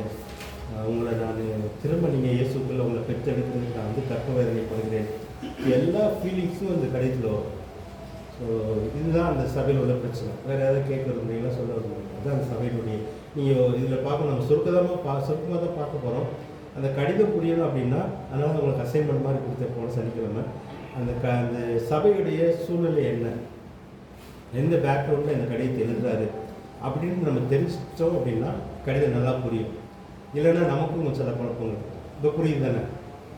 கலாத்திய சபையில் உள்ள பிரச்சனை இதுதான். அவங்க வந்து ஒரு கள்ள போதர்களுக்கு அவங்க செவிசாய்த்து நல்ல செய்தின்னு வேற ஒரு செய்தியை நம்புகிறாங்க. ஆபிரகாமுடைய ஆசீர்வாதத்தை பெற்றுக்கொள்வதற்காக வேற ஒரு வெளியில் அவங்க போகிறாங்க. இயேசு தான் வழின்றதை அவர் சொல்ல விரும்புகிறார். உங்களுக்கு ஆபிரகாமுடைய ஆசீர்வாதம் கிடைக்கிறது உண்மைதான். ஆனால் அதுக்கு வந்து திரும்ப நீங்கள் விருத்திதல் பண்ண வேண்டாம். நீங்கள் திரும்ப ஓய்வு நாள் பிரமாணத்துக்குள்ளே போக வேண்டாம். நீங்கள் நல்ல நாள் பார்க்குறது, நல்ல நேரம் பார்க்குறதுலாம் இங்கே வேண்டாம். இயேசு வந்து அதெல்லாம் முடிச்சுட்டாரு. அதனால் இயேசு கூட இருந்துட்டிங்கன்னா உங்களுக்கு ஆபிரகாமுடைய ஆசீர்வாதம் கிடைச்சிடும். இயேசு தான் நற்செய்தி அப்படின்ட்டு சொல்ல வர்றாரு. இப்போ புரியுதானே? அது முதல் அதிகாரத்தில் என்ன சொல்கிறார் அப்படின்னா, நல்ல செய்தியின் உண்மை. நம்ம போன வாரத்தில் பார்த்தோம். ஆப்பிள் கதை சொன்னேன் நான். உங்களுக்கு ஆப்பிள் புரிஞ்சுக்கணும்னு நினைக்கிறேன். ஒரு 10 ஆப்பிள் வாங்கிட்டு வரோம், ஒரு ஆப்பிள் கட்டு போயிடுச்சு அப்படின்னா நம்ம தூக்கி போட்டுருவோம். இதே 10ல் 1 தான் கெடும், நம்ம வாங்குறதில்லை. ஆனால் ஆதாமுக்குள்ளே எல்லாமே கெட்டு போன மனுஷன். ஸோ இதுதான் இந்த சத்தியத்தை புரிய வைக்கிறார். இப்போ ஆதாமுக்குள்ளே வந்து யூதர் மட்டும் நல்லவங்கன்னு கிடையாது, இஸ்ரவேல் மட்டும் நல்லவங்க அப்படிலாம் கிடையாது. யூதர்களுக்குள்ள அவங்களும் கெட்டு போனவங்க தான். ஆதாமுக்குள்ள யூதர்களும் கெட்டு போனவங்க தான், கெட்ட ஆப்பிள் தான். ஆனால் நீங்கள் அவங்க அந்த கெட்டுப்போன மனுஷனை இயேசுக்குள்ளே வச்சு நல்லவனாக மாற்ற விரும்புகிறார். இதுதான் நல்ல செய்தி. நல்ல செய்தி என்னன்னு சொல்லி விளக்குவார் ஒன்றாம் அதிகாரத்தில். அதனால் வேறு எதையும் நீங்கள் நல்ல செய்தி நம்பிட்டு போயிடாதுங்க. நல்ல செய்தின்றது இதுதான். இயேசு தான் உங்களுக்கு நல்ல செய்தி. ஆதாமுக்குள்ளே கெட்டுப்போன எல்லாத்தையும் யார் அந்த நல்ல செய்தியை நம்பி இயேசுக்குள்ளே வராங்களோ அவங்க வாழ்க்கையை நல்ல வாழ்க்கையை மாற்றுறது தான் கடவுளுடைய திட்டம். இந்த நல்ல செய்தி வந்து யூதருக்கு ஒரு நல்ல செய்தி, மற்ற ஜாதிகளுக்கு ஒரு நல்ல செய்தி. 2வது வாசகம் அதை சொல்ல வருவார். யூதருக்கு ஒரு நல்ல செய்தி, மற்ற பிரஜாதிகளுக்கு ஒரு நல்ல செய்தியெல்லாம் கிடையாது. எல்லா சமுதாயத்துக்கும் நல்ல செய்தின்றது ஒன்று தான், அது இயேசு தான். அந்த நல்ல செய்தியை சொல்கிறதுக்காக தேவன் தெரிந்தெடுத்த ஒரு நபர் தான் ஆபிரகாம். 3வது அதிகாரத்தில் வாசித்தீங்கன்னா ஆபிரகாம் பற்றி சொல்லுவார். ஸோ இந்த நல்ல செய்தி எப்படி சொன்னார், ஆபிரகாமுக்கு எப்படி சொன்னார் அப்படின்னா, உன் மகன் மூலமாக உலகத்துக்கு எல்லாத்தையும் ஆசீர்வதிக்க போகிறேன். முக்கியமாக எல்லா சமுதாயத்தையும் ஆசீர்வதிக்க போகிறேன். யூத சமுதாயத்தை மாத்திரம் இல்லை, எல்லா சமுதாயத்தையும் ஆசீர்வதிக்க போகிறேன் அப்படின்றது தான் இது வந்து நல்ல செய்தி. இயேசுக்குள்ள ஆரம்பிக்கிற அங்கேயே ஆபிரகாம்கிட்டே சொல்லிடுறாரு. அந்த மகன் யார் அப்படின்றது தான் கலாத்திய இதில் போய் விளக்கல வேற ஒரு நிறுவனத்தில் வளர்க்குறது. அந்த ஈசாக்கு யார், வாக்குத்தத்தத்தின் மகன் யார் அப்படின்னு பார்த்தீங்க அப்படின்னா அந்த இயேசு தான். இப்போ வந்து இயேசு வர வரைக்கும் ஆபிரகாமுக்கு வாக்குத்தத்தத்தை கொடுத்துட்டாரு. இயேசு வரணும், ஆபிரகாமுக்கு வந்து உன் மகன் மூலமாக உலகத்தில் எல்லாத்தையும் ஆசீர்வதிக்க போகிறேன்னு சொல்லிட்டாரு. ஈசாக் பிறந்தாச்சு. ஆனால் ஈசாக்குடைய டைப் ஆகி இயேசு வரணும். இயேசு வர்ற வரைக்கும் ஒரு வேலை செய்யணும். அதுக்கு தான் இந்த பிரமாணம் கொடுக்கப்படுச்சு. இந்த 3வது அதிகாரம் 4வது அதிகாரத்தை அது வளர்க்குவார். இந்த வாக்குத்தத்தத்தின் மகன் வர்ற வரைக்கும் பிரமாணம் கொடுக்கப்பட்டுச்சு. பிரமாணம் கொடுக்கப்பட்டதுடைய நோக்கம் என்ன? ஏன் மோசை மூலமாக பிரமாணம் கொடுக்கப்பட்டுச்சு? வாக்குத்தத்தம் ஆபிரகாம்கிட்ட கொடுத்தாச்சு, ஆனால் மோசைகிட்ட பிரமாணத்தை கொடுக்குறாரு. ஏன் மோசை மூலமாக பிரமாணம் கொடுக்கப்பட்டுச்சு அப்படின்னா, பிரமாணத்தின் நோக்கம் 2 தான். ஒன்று வந்து மனுஷங்க எல்லாத்தையுமே பாவம் ஆளுகை செய்யும். பாவ சுபாவம், ஒரு பாவ சுபாவம் மனுஷனுக்குள்ள இருக்குது. ஆதாமுக்குள்ள நம்ம பெற்றுக்கொண்ட ஒரு பாவ சுபாவம் மனுஷங்களை ஆளுகை செய்யுதுன்னு சொல்லணும், சுட்டி காட்டணும். மனுஷங்க யாரும் நல்லவங்க கிடையாது, மனுஷனுக்குள்ளே வந்து ஒரு பாவ சுபாவம் இருக்குது, அது எப்போ வெளியில் வரும்னு சொல்ல முடியாது. இது சுட்டி காட்டுறதுக்கு வேறு என்ன வேணும்? ஒரு கண்ணாடி வேணும், அல்லது ஒரு டீச்சர் வேணும். டீச்சர் வந்து நல்ல வழியை சொல்லிக் கொடுக்கணும். ஆனால் இந்த பிரமாணத்துக்கு வந்து நல்ல வழியை சொல்லிக் கொடுக்குற மாதிரியே இல்லை, கண்ணாடி மாதிரி தான். அதனால தான் வந்து நீங்கள் கண்ணாடி முன்னாடி போய் நின்னீங்க அப்படின்னா எங்கெங்கே அழுக்கு இருக்குது, எங்கெங்கே நம்ம உடம்பு முகம் சரியில்லைன்னு காட்டும். ஆனால் அது வந்து நம்ம முகத்தையோ நம்மளை சுத்தம் பண்ண முடியாது, நம்மளை அலங்கரிக்க முடியாது. இந்த பிரமாணத்துடைய வேலை என்ன அப்படின்னா, நமக்குள்ளே எங்கே வந்து அசுத்தம் இருக்குது, நமக்குள்ளே எங்கே அலங்கோலம் இருக்குது அப்படின்னு சொல்லி காட்டுறது தான். இந்த பிரமாணம் மட்டும் இல்லை அப்படின்னா நம்ம எவ்வளோ அசுத்தம் அப்படின்றது நமக்கு தெரியாது. ஸோ நம்முடைய அசுத்தத்தை, நம்முடைய குறைகளை, நம்முடைய என்ன சொல்கிறது, குற்றம் குறைகளை சுட்டி காட்டுறதுக்காக கொடுக்கப்பட்டதான் பிரமாணம். அது முதல் நோக்கம். ரெண்டாவது நோக்கம் இந்த வாக்குத்தத்தத்தின் மகன் வர வரைக்கும் வாக்குத்தத்தத்தின் மகனை நோக்கி வழிகாட்டணும். அவர்கிட்ட போய் நீங்கள் சேருங்க, உங்கள் அழுக்க நீக்கணும், உங்கள்கிட்ட உள்ள குறைய மாற்றணும் அப்படின்னா நீங்கள் உங்களுக்கு ஒரு ஆள் வேணும். அதனால தான் பவுல் வந்து ரோமர் கிளம்பும்போது எழுதுவார், எனக்கு வந்து நல்லது செய்யணும்னு ஆசை இருக்குது, ஆனால் என்னால் ஆசைப்பட செய்ய முடியல. கெட்ட செய்யக்கூடாதுன்னு சொல்லி ஒரு விருப்பம் இருக்குது, ஆனால் நான் விரும்பாத கெட்ட நான் செஞ்சிடறேன். ஸோ இந்த மாதிரி ஒரு போராட்டம் உள்ள ஒரு மனுஷன், இதுலேருந்து யார் என்னை காப்பாற்றுவான்னு சொல்லி நான் போராடிட்டு இருக்கும்போது தான் எனக்கு யார் கிடைச்சார்? இயேசு கிடைச்சார். ஸோ இந்த அதாவது இதிலேருந்து தப்பிக்க வைக்கிறதுக்காக நம்ம வந்து குற்றவாளியும் தெரிஞ்சிச்சு, நம்ம பாவியும் தெரிஞ்சிச்சு, நமக்குள்ளே வந்து பாவம் சுபாவம் இருக்குன்னு தெரிஞ்சிச்சு. ஸோ இந்த சுபாவத்தை மாற்றணும் அப்படின்னா எனக்கு ஒருத்தர் வேணும். அதான் அந்த வாக்குத்தத்தத்தின் மகன். ஸோ வாக்குத்தத்தத்தின் மகனாகி இயேசுக்கிட்ட வழி நடத்தணும். ஒன்று நம்மளை சுட்டி காட்டணும் நம்மளுடைய குற்றமுறைகளை, இன்னொன்று வந்து இந்த வாக்குத்தத்தத்தின் மகன்கிட்ட வந்து வழி நடத்தணும். ஸோ இந்த இதுதான் ரெண்டு தான் நோக்கம். இந்த நோக்கத்தை வந்து இவங்களுக்கு புரியலை. யாருக்கு புரியலை அப்படின்னா இந்த கள்ள சோழர் நம்ம ஏற்கனவே பார்த்தோம் பாருங்கள், இந்த கள்ள சோழருக்கு வந்து இந்த பிரமாணம் ஏன் கொடுக்கப்பட்டதுன்னு புரியலாம். இவங்க என்ன நினைக்கிறாங்க அப்படின்னா இந்த இஸ்ரேல் மக்கள் எங்கே தவறி போனாங்க அப்படின்னு இந்த கிடையத்தில் வந்து ரோமருக்கு எழுதுவார். இந்த ரோமருக்கு கலாச்சாரத்துக்கு இந்த கனெக்ஷன் இருக்கும். ரோமருக்கு எழுதும்போது எழுதுவார், இவங்க வந்து ஒரு வைராக்கியம் இவங்களுக்குள்ளே இருக்குது. நான் வந்து கடவுள் பிடிச்ச மாதிரி வாங்கணும்னு சொல்லி வைராக்கியம் யூத மக்களுக்கு இருக்குது. ஆனால் அவங்க பண்ணுற முயற்சியெல்லாம் என்ன அப்படின்னு பார்த்தீங்கன்னா இந்த பிரமாணத்தை எல்லாம் கடைப்பிடிச்சிட்டேன் அப்படின்னா நான் கடவுள் பிடிச்ச மாதிரி வாழ்ந்துக்கிறேன் அப்படின்னு அவங்க முயற்சி பண்ணுறாங்க. ஆனால் இது கடவுளுடைய நோக்கம் இல்லை. கடவுளுடைய நோக்கம் பிரமாணம் எது கொடுக்கப்படிச்சு தான் உனக்குள்ளே இருக்கிற குறையவே சுட்டி காட்டுறது தான். ஆனால் அது ஒன்று வந்து நல்லவனாக மாற்றாது, அது ஒன்று நீதிமான ஆக்காது அப்படின்றதான். ஆனால் இவங்க வந்து தவறான ஒரு முயற்சி பண்ணிகிட்டே இருப்பாங்க யூத மக்கள். ஸோ இங்கே வந்து இந்த கள்ள சகோதரிய பிரச்சனையும் அதுதான். இவங்களும் கூட என்ன பண்ணுறாங்கன்னா இயேசுக்கு ஏற்றுக்கிட்டாங்க பேரளவுக்கு. ஆனால் அவங்க நல்லவங்களாகணும் அப்படின்னா எது முக்கியன்றாங்க? பிரமாணம் முக்கியம், பிரமாணத்தை கடைப்பிடிச்சா தான் அப்படின்ற மாதிரி. ஸோ அந்த பழைய இதுக்குள்ளே போகிறாங்க. ஸோ இது தான் வந்து டீல் பண்ணுறாங்க. இந்த பிரமாணம் வந்து அதனால இந்த 3 அதிகாரம் 4 அதிகாரம் ரொம்ப ரொம்ப முக்கியம். இவங்க எங்கே தவறுறாங்க அப்படின்றது வந்து உங்களுக்கு பிரமாணம் கொடுக்கப்பட்டது நோக்கத்தை நீங்கள் புரிஞ்சுக்கோங்க. ஸோ இந்த நோக்கம் இதுதான், உங்களுடைய குற்றங்களை சுட்டி காட்டணும், உங்களை வந்து அதில் வந்து சுத்தம் பண்ணுறவர்கிட்ட உங்களை வாக்குத்தத்தத்துக்கு மகன் வந்து உங்களை நடத்தணும். ஸோ இது ரெண்டு செய்யலை அப்படின்னா நீங்கள் வந்து தவறாக புரிஞ்சுக்கிட்டீங்க பிரமாணத்தை அப்படின்றதான். இப்போ 4ஆம் அதிகாரம் 3:4 அது சொல்லுது. 4ஆம் அதிகாரமா 5ஆம் அதிகாரம்? 4ஆம் அதிகாரத்தில் வந்து இப்போ வாக்குத்தத்தத்தின் மகன்ட்டு நீங்கள் சேர்ந்துறீங்க, வாக்குத்தத்தத்தின் மகனாக இயேசுகிட்ட சேர்ந்துட்டீங்க அப்படின்னா உங்களுக்கு ஒரே ஒரு பிரமாணம் தான். என்ன பிரமாணம் அது? உன்னை நேசிக்கிற மாதிரி நீ மற்றவனை நேசி. இந்த பிரமாணத்துக்குள்ளே நீங்கள் எல்லா பிரமாணத்தையும் ஆண்டவர் அடைக்கிறார். அதனால் நீங்கள் வந்து மற்ற எல்லாம் மனசில் வச்சுக்கணும்னு யோசிக்க வேண்டாம். கொலை செய்யாதிருப்பாய், விபச்சாரம் செய்யாதிருப்பாய், களவு செய்யாதிருப்பாய், இது எல்லாமே இதுக்குள்ள அடங்கியிருக்குன்றார். ஸோ இந்த ஒரு பிரமாணத்தை நீ வந்து ஃபோக்கஸ் பண்ணால் போதும். பண்ணேன் அப்படின்னா இயேசு கூட வாழ்க்கை தான் முக்கியம். இது வந்து அந்த பிரமாணத்தை கடைப்பிடிக்க வைக்கணும். இந்த அன்புன்ற பிரமாணத்தையும் வந்து நம்மளால் கடைப்பிடிக்க முடியாது. நீங்கள் இயேசு கூட சேர்ந்து வாழ்ந்தால் தான் அந்த அன்புன்ற பிரமாணத்தையும் நீங்கள் நம்மளால் கடைப்பிடிக்க முடியும். அது வந்து ரொம்ப கஷ்டமான பிரமாணம். பிரமாணத்திலேயே அன்புன்ற பிரமாணம் வந்து ரொம்ப நம்மளே யோசிச்சு பார்த்தோம்னா, நான் வந்து நானும் மச்சான் வந்து கண்ணாஸ்பத்திரிக்கு போன மார்னில் கூட்டு போகிறோம். அங்கே போகும்போது பார்த்திங்க அப்படின்னா கண் ஆப்ரேஷன் பண்ணலாம் அப்படின்றாங்க. ஸோ எனக்கு வந்து அதாவது எல்லாருக்கும் பொதுவாக தான் சொல்கிறாங்க, ஒரு கண் ஆப்ரேஷன் இந்தியன் லென்ஸ் வச்சிங்க அப்படின்னா உங்களுக்கு ஒரு 10,000 15,000 ஆகும். ஃபாரின் லென்ஸ் வச்சிங்க அப்படின்னா உங்களுக்கு ஒரு 30,000 ஆகும். கண் பார்வை உங்களுக்கு டிரைவிங்லாம் ஓட்டணும் அப்படின்னா உங்களுக்கு வந்து 50,000 60,000 ஆகும். ஸோ இந்த மாதிரிலாம் சொல்கிறாங்க லென்ஸ். இப்போ எனக்குள்ள ஓடுனது வந்து இப்போ எனக்கும் மச்சானுக்கும் லென்ஸ் வைக்கணும். இப்போது நான் வைக்கிற லென்ஸை அவருக்கும் வைக்கலாமா அப்படின்னா எனக்குன்னு ஒரு போராட்டம் இருக்க சார். நான் வந்து 50,000 இப்போ எனக்கு வந்து அதுக்கப்புறம் இன்சூரன்ஸ் இருக்கிறதா இருக்குது, நான் அவருக்கு நான் செலவு பண்ணுவேன். ஸோ இந்த என்ன சொல்கிறது, நான் என்னை நேசிக்கிற மாதிரி இப்போ இந்த பிரமாணம் எனக்கு அங்கே ஓடுது மனசில். இப்போ நான் என்னை நேசிக்கிற மாதிரி அவரை நேசிக்கிறேன். இப்போ நான் எனக்கு செலவு பண்ணுற மாதிரி அவருக்கு செலவு பண்ண முடியுமா? இந்த அன்பின் பிரமாணம் வந்து நமக்கு ஈஸின்னு கூட நம்ம சொல்ல முடியாது. இதுதான் பிரமாணத்திலே பெரிய கஷ்டமான பிரமாணம். இப்போ நான் இந்த சுயநலம் இருக்கிற வரைக்கும் இது வந்து இங்கே வந்து இயேசுடைய அன்பு ஊட்டப்படாமல் நான் என்ன நேசிக்கிற மாதிரி அவர் நேசிக்க முடியும். அதனால தான் வந்து நீங்கள் யாக்கோபு நிறுவனத்தில் பார்த்தீங்க அப்படின்னா அந்த அன்பு வந்து எந்த அளவுக்கு போகும் அப்படின்னா இன்னொருத்தருக்காக உயிர் கொடுக்குறவங்க. இந்த அன்புடைய டெஃபினேஷன் பார்த்தீங்க அப்படின்னா இயேசு தான் டெஃபினேஷன். அவர் வந்து மனுஷங்களுக்காக உயிரை கொடுத்தார். அப்போது அந்த அன்பு வந்து எங்கே வரைக்கும் போகணும் அப்படின்னா நீ வந்து ஒரு உடன் விசுவாசிக்காக உயிர் கொடுக்குற வரைக்கும் போகணும். நம்ம வந்து ஒரு 50,000 செலவு பண்ணுறதுக்கு எவ்வளோ யோசிக்கணும். இந்த அன்புன்றது இப்போ என்ன நேசிக்கிற மாதிரி இன்னொருத்தர் நேசிக்கணுன்றது எவ்வளோ சிக்கல் இருக்கிறதுக்காக நான் சொல்கிறேன். அது ஒன்றும் ஈஸியான பிரமாணம்லாம் கிடையாது. அதுக்கு வந்து இயேசு உள்ளே இருக்கணும், ஆவியானோட அந்த அன்பை ஊற்றணும். ஊற்றினா தான் இயேசு சாகிற மாதிரி சாக முடியும்.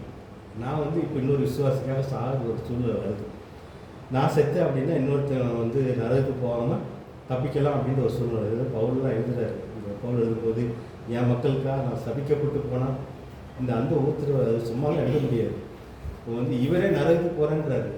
நான் நரகத்துக்கு போய் யூத மக்கள் ஒரு 100 பேர் ரட்சிக்கப்பட்டாங்கன்னா நான் நரகத்துக்கு போனால் கூட பிரச்சனை இல்லைன்றாரு. யார் சொல்ல முடியும்? ஸோ இது வந்து இந்த சுயநலன்றது வந்து எல்லாருக்குள்ளேயும் இருக்குது.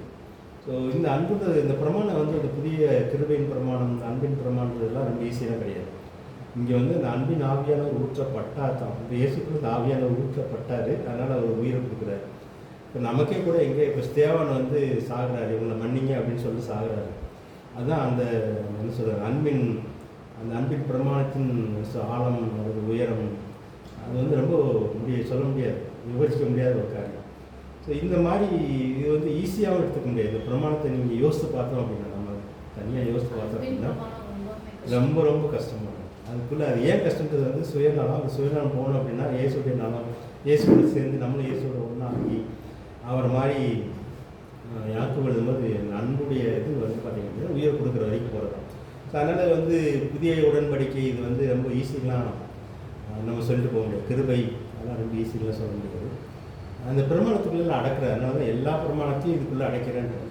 ஸோ இப்போ வந்து ஒரே ஒரு பிரமாணம், இதை மட்டும் நம்ம ஃபோக்கஸ் பண்ணிகிட்டே இருந்தோம் அப்படின்னா நமக்குள்ளே வந்து ஆவியின் கனிகள்னா என்ன?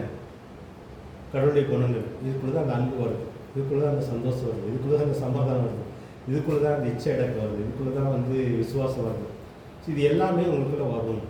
ஸோ இந்த இயேசு கூட சேர்ந்து இந்த அன்பின் பிரமாணத்தை நீங்கள் கடைப்பிடிக்க கடவுளுடைய குணங்கள் வந்து நமக்குள்ளே வந்துகிட்டே இருக்கும். அப்படின்றது 5ஆம் அதிகாரம். 6ஆம் அதிகாரம் என்ன சொல்லுது அப்படின்னா, இந்த கனிகள் வரும்போது நீங்கள் போன வாரம் தியானிச்சதுதான், மற்றவர்கள் இயேசு ருசிக்க வைக்கும் ஆவியின் கனி. இந்த களத்தை நிர்வாகம் வந்து ரொம்ப அழகாக எனக்கு இதை தியானிக்கும் பெங்களூர் போன சர்ச்சு தான் நான் தியானிக்க ஆரம்பித்தேன் இந்த புக்கை போட்டு. எனக்கே தியானிக்கும் போது அப்படியே அற்புதமாக இருக்குது. போன மாதமும் இந்த மாதமும் சரி. ஸோ இந்த கனிகள் நமக்குள்ளே வரும்போது தான் நம்ம மூலமாக இயேசுவை மற்றவங்க ருசி பார்க்க முடியும். முதல்ல நம்ம இயேசு ருசி பார்க்குறோம், அப்புறம் மற்றவங்க ருசி பார்க்க வைக்கிறோம் அப்படின்ற ஒரு நல்ல ஒரு கடிதம். அந்த சபையில் உள்ள பிரச்சனை இதுதான். அந்த பிரச்சனைகளை தீர்ப்பதற்கு வந்து ஒரு அழகான ஒரு கடிதத்தை வந்து பவுல் எழுதுகிறார். இதில் உங்களுக்கு ஏதாவது கேள்வி இல்லை நீங்கள் கேட்கலாம், ஏதாவது சொல்லி ஆட் பண்ணலாம். நம்ம ஏற்கனவே பார்த்தது தான். இந்த மாதிரி ஒவ்வொரு நான் இந்த புக்கு போடும்போது இந்த அளவுக்கு எனக்கு வெளிச்சம் கிடைக்கல. ஒரு சபையில் பேசும்போது இல்லை, 2ஆம் சபைக்கு போகும்போது இந்த ஆப்பிள் பிக்சரை காட்டினாங்க. ஒரு ஆப்பிள் கெட்டு போச்சுன்னா தூக்கி வீசிக்கணும், நம்மளால ஆண்டவர் தூக்கி வீசிக்கணும். ஆனால் இயேசுக்குள்ளே வச்சுட்டு நம்மளை வந்து நல்ல ஆப்பிளாக மாற்றுறாரு. அது மாறணும். இப்போ மாறதை நம்ம விட்டு கொடுக்கும்போது தான் இருக்குது. மாற பார்த்தீங்க அப்படின்னா ஸோ நம்ம வாழ்க்கையும் அப்படி ஒரு சிறப்பாக மாறும், நல்ல ஆப்பிளாக மாறும். நம்ம வாழ்க்கை நல்ல வாழ்க்கையாக மாறும். ஸோ நம்ம மூலமாக இயேசு வந்து மற்றவங்களும் ருசி பார்க்கலாம் அப்படின்றது தான் கலாத்திற்கு எழுதுறாரு. ஒரு பக்கம் கடிந்து கொள்றாரு, ஒரு பக்கம் திட்டுறாரு, ஒரு பக்கம் ஆனால் கடைசியில் இந்த ரிசல்ட்டை கொடுக்கும்போது ரொம்ப அழகாக அதை எழுதியிருப்பார். இதுதான் கலாத்திய நிறுவனம். எனக்கு வந்து அப்படி மனசில் நல்லா பதிஞ்சிருச்சு. உங்களுக்கு ஏதாவது கேட்கலான்னு நீங்கள் கேளுங்க. வேறு ஏதாவது சொல்ல விரும்புகிறீங்களா? இன்றைக்கி வந்து இந்த ஒரு அதிகாரம் இருக்கிற யூதா பார்க்கலாம். யூதா எத்தனை பேர் வாசிச்சிருக்கீங்க?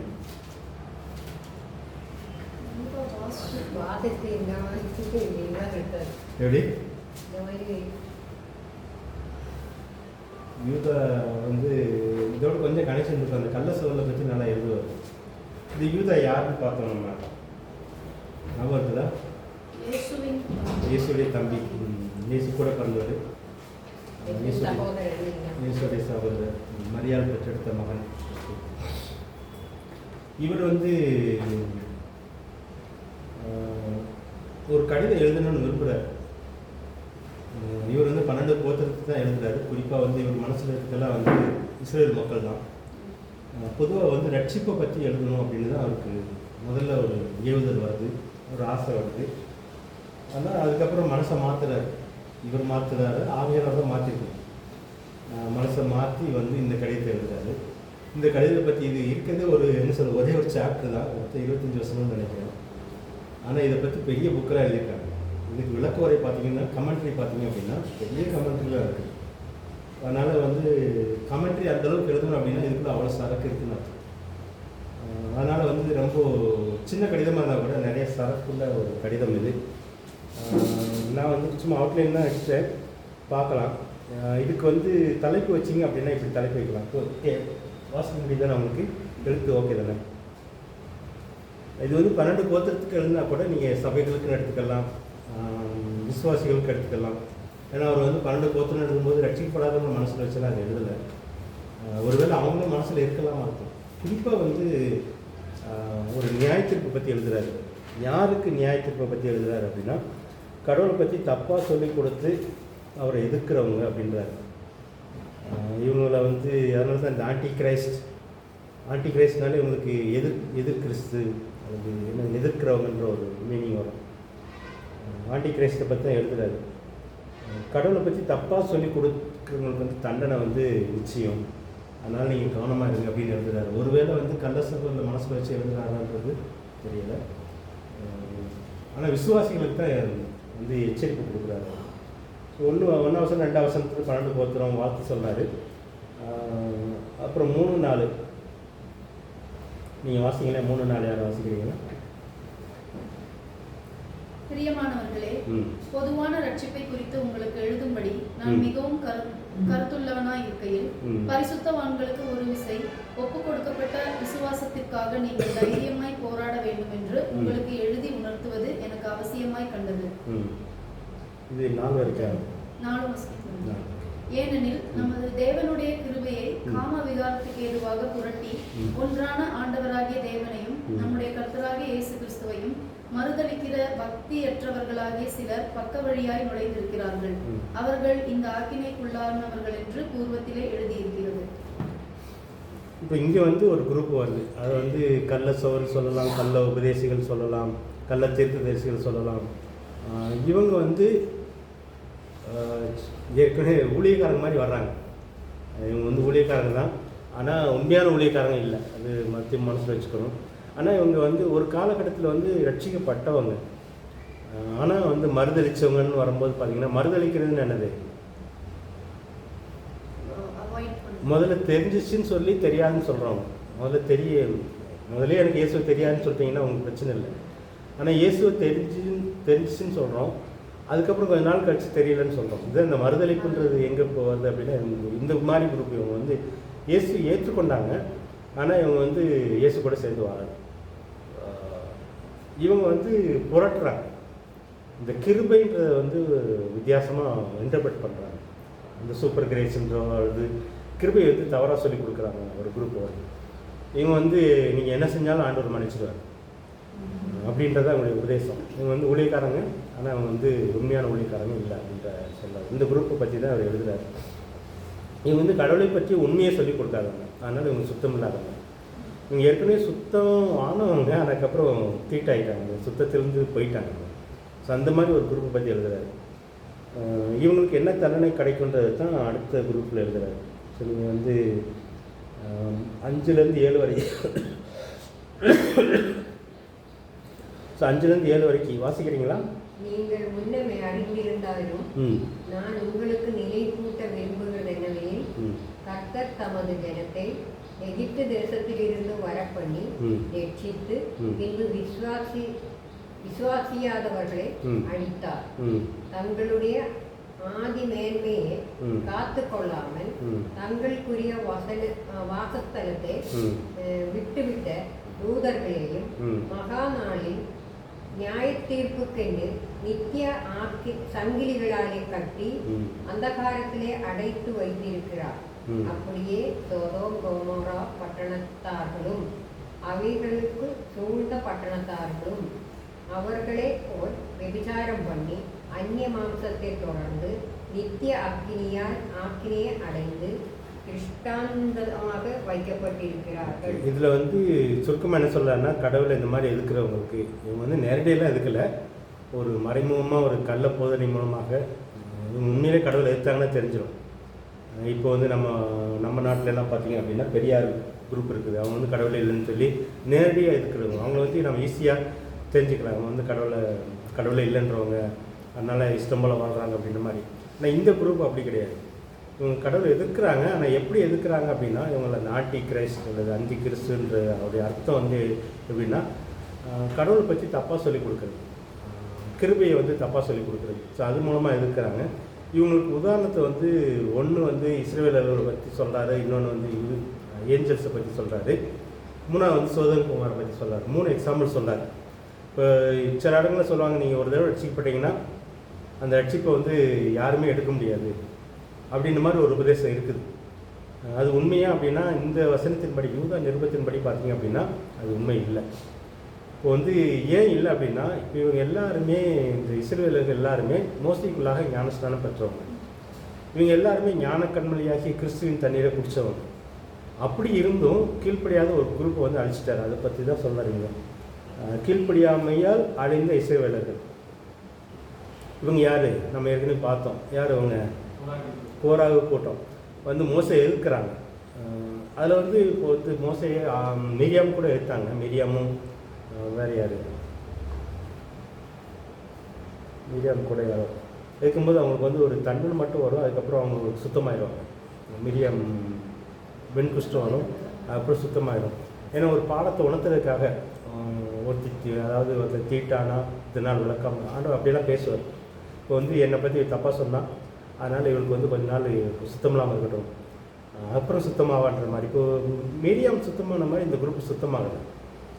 ஏன் ஆகலைன்னா, இவங்க வந்து அந்த கீழ்ப்படியாமலே இருக்கிறாங்க.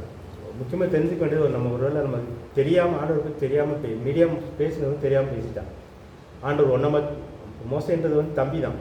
இப்போ தம்பிட்டு சொல்லும்போது ஆண்டவர் ஓமமாக தான் பேசுவாரா, எங்கள் கூட பேசுவார்ன்றது தான் மிரியாம் சொன்ன ஒரு காரியம். ஆனால் அதுக்கே வந்து ஒரு குஷ்டம் வந்தது. காரணம் என்ன அப்படின்னா, நான் மோசைகிட்ட பேசுகிறேமா, மோசை மூலமாக பேசுகிற மாதிரி ஓ மூலமாக பேசுகிறேன்ட்டு சொல்ல வர்றாரு. அந்த இது வந்து மிரியாம் புரிய இருக்காதான் சொல்கிறாரு. அவங்க திரும்ப மனம் திரும்புகிறா, வந்து ஐயோ நான் தப்பு பண்ணிட்டேன் அப்படின்ற மாதிரி திரும்பின உடனே ஆண்டவர் வந்து அவளை சுற்றி கேட்கிறாரு. அதுக்கப்புறம் சுத்தமாயிடும். அது சில நாட்களில் நடக்கும். ஆனால் இந்த கோராகு கூட்டம் வந்து அப்படி இல்லை. இவங்க வந்து எப்போவுமே மோசை ஏற்றி நிற்கிறவங்க. எங்கே பார்த்தாலும் கல்லறி ஃபஸ்ட்டு நிற்பாங்க. மோசையை வந்து கல்லறியணும். தண்ணி இல்லையா, கல்லறியலாம். சாப்பாடு இல்லையா, கல்லறியுது. ஏதோ ஒரு பிரச்சனையா, இந்த மாதிரி கல்லறிகிற ஒரு கூட்டம் வந்து கூடவே வருது. ஸோ இவங்களை வந்து அழிக்கிறாரு. இதை வந்து இங்கே சொல்கிறாரு. ஏன் யூதா மூலமாக சொல்கிறாரு அப்படின்னா, இந்த மாதிரி இப்போயும் கிறிஸ்தவங்களுக்குள்ளே இருக்கிறாங்க. உண்மையான கடவுளை பிள்ளைகளை எதிர்க்கிற கூட்டம் இருக்க தான் செய்யுது. அவங்கள எப்போ பார்த்தாலும் ஏற்றி நிற்கிற கூட்டம். தெரியாமல் ஒரு தப்பு பண்ணிவிட்டு திரும்ப வந்துடுறது வேறு. ஆனால் டெலிபரேட்டாக செய்கிற ஒரு குரூப் இருக்குது. ஸோ அந்த குரூப்பு தான் இந்த கோராகு குரூப்பு. அவங்கள வந்து ஆண்டவர் அழித்த மாதிரி இவங்களுக்கும் அழிவு இருக்குதுன்றார். இப்போ இந்த கள்ள போதகர்கள், கள்ள தீர்க்கதரிசிகள், கள்ள உபதேசிகர்கள், இவங்களுக்கும் அந்த அழிவு இருக்குன்னு ஃபஸ்ட் எக்ஸாம்பிள் அவங்களுக்கு கொடுக்குறாரு.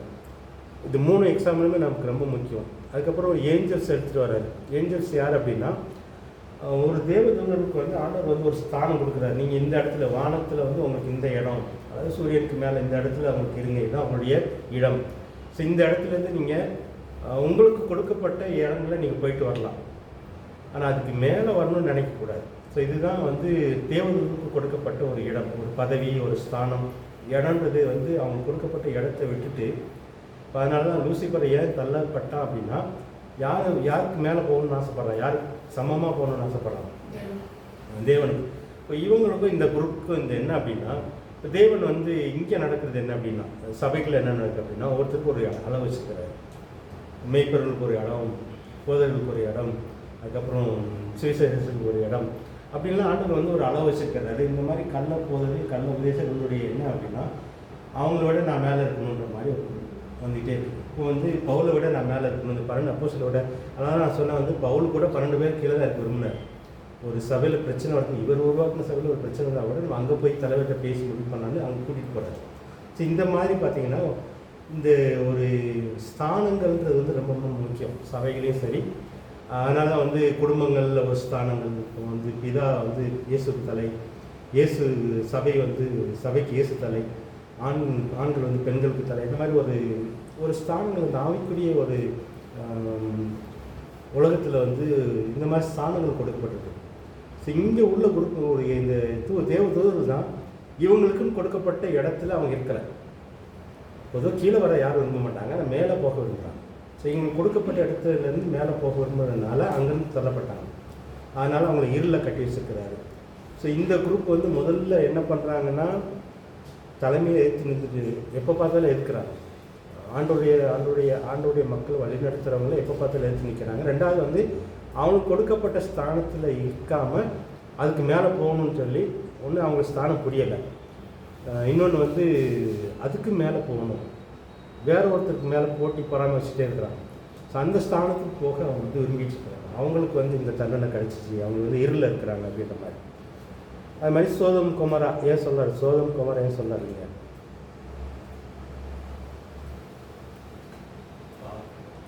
இது பாவன்றதை விட பொதுவாக வந்து ஒரு அந்த சோதம் குமார மக்களுடைய பாவத்தில் முக்கியமான பாவன்றது வந்து விபச்சாரத்துலேயே வந்து இந்த ஆணுக்கு ஆண் பெண்ணுக்கு பெண் அந்த மாதிரிலாம் வந்து, அதாவது முறையை மீறின ஒரு முறையை வச்சுருக்கிறாங்க. ஒரு சமுதாயத்துலேயும் சரி, இப்போ யூதர்களுக்கும் ஒரு முறை இருக்குது. இப்போ வந்து கணவன் மனைவினா கணவன் மனைவிக்குள்ள தான் இருக்கணுன்ற மாதிரி அந்த ஒரு முறையை ஏற்படுத்திருக்கிறார். அந்த முறையெல்லாம் மாற்றுறாங்க. ஸோ அந்த மாதிரி அவங்க ஒரு முறை தவறிய உறவுகள். ஸோ முறை தவறிய உறவுகள், அப்புறம் வந்து அவங்களுடைய ஸ்தானத்தில் இருக்காமல் உயர்ந்த ஸ்தானத்துக்கு போக விரும்புகிறது, அப்புறம் வந்து தலைமையை ஏற்று நிற்கிறது. ஸோ இந்த 3 எக்ஸாம்பிளை வந்து பழைய ஏற்பாட்டில் கொண்டு வந்து கொடுக்குறாரு. இந்த மாதிரி குரூப் வந்து இந்த 3 பேருக்கும் இந்த மாதிரி இவங்களுக்கு எப்படி தண்டனை கிடைச்சோ அந்த மாதிரி கிடைக்கும். ஸோ இந்த கள்ள உபதேசர்கள் கள்ள சகோதரர்கள் வந்து செய்கிற காரியங்களுக்குரிய தண்டனைக்கு வந்து எக்ஸாம்பிள் தான் இதை கொடுக்குறாரு. ஆனால் அதோடைய இது பார்த்திங்க அப்படின்னா இவங்களும் எப்படிப்பட்டவங்கன்றதை நம்ம புரிஞ்சுக்கலாம். ஸோ எந்த மாதிரி இருக்கிறவங்க தப்பு. அடுத்து வந்து இவங்களுடைய செயல்கள் எப்படி இருக்குது அப்படின்னு சொல்லி 8லேருந்து 10 வரைக்கும்.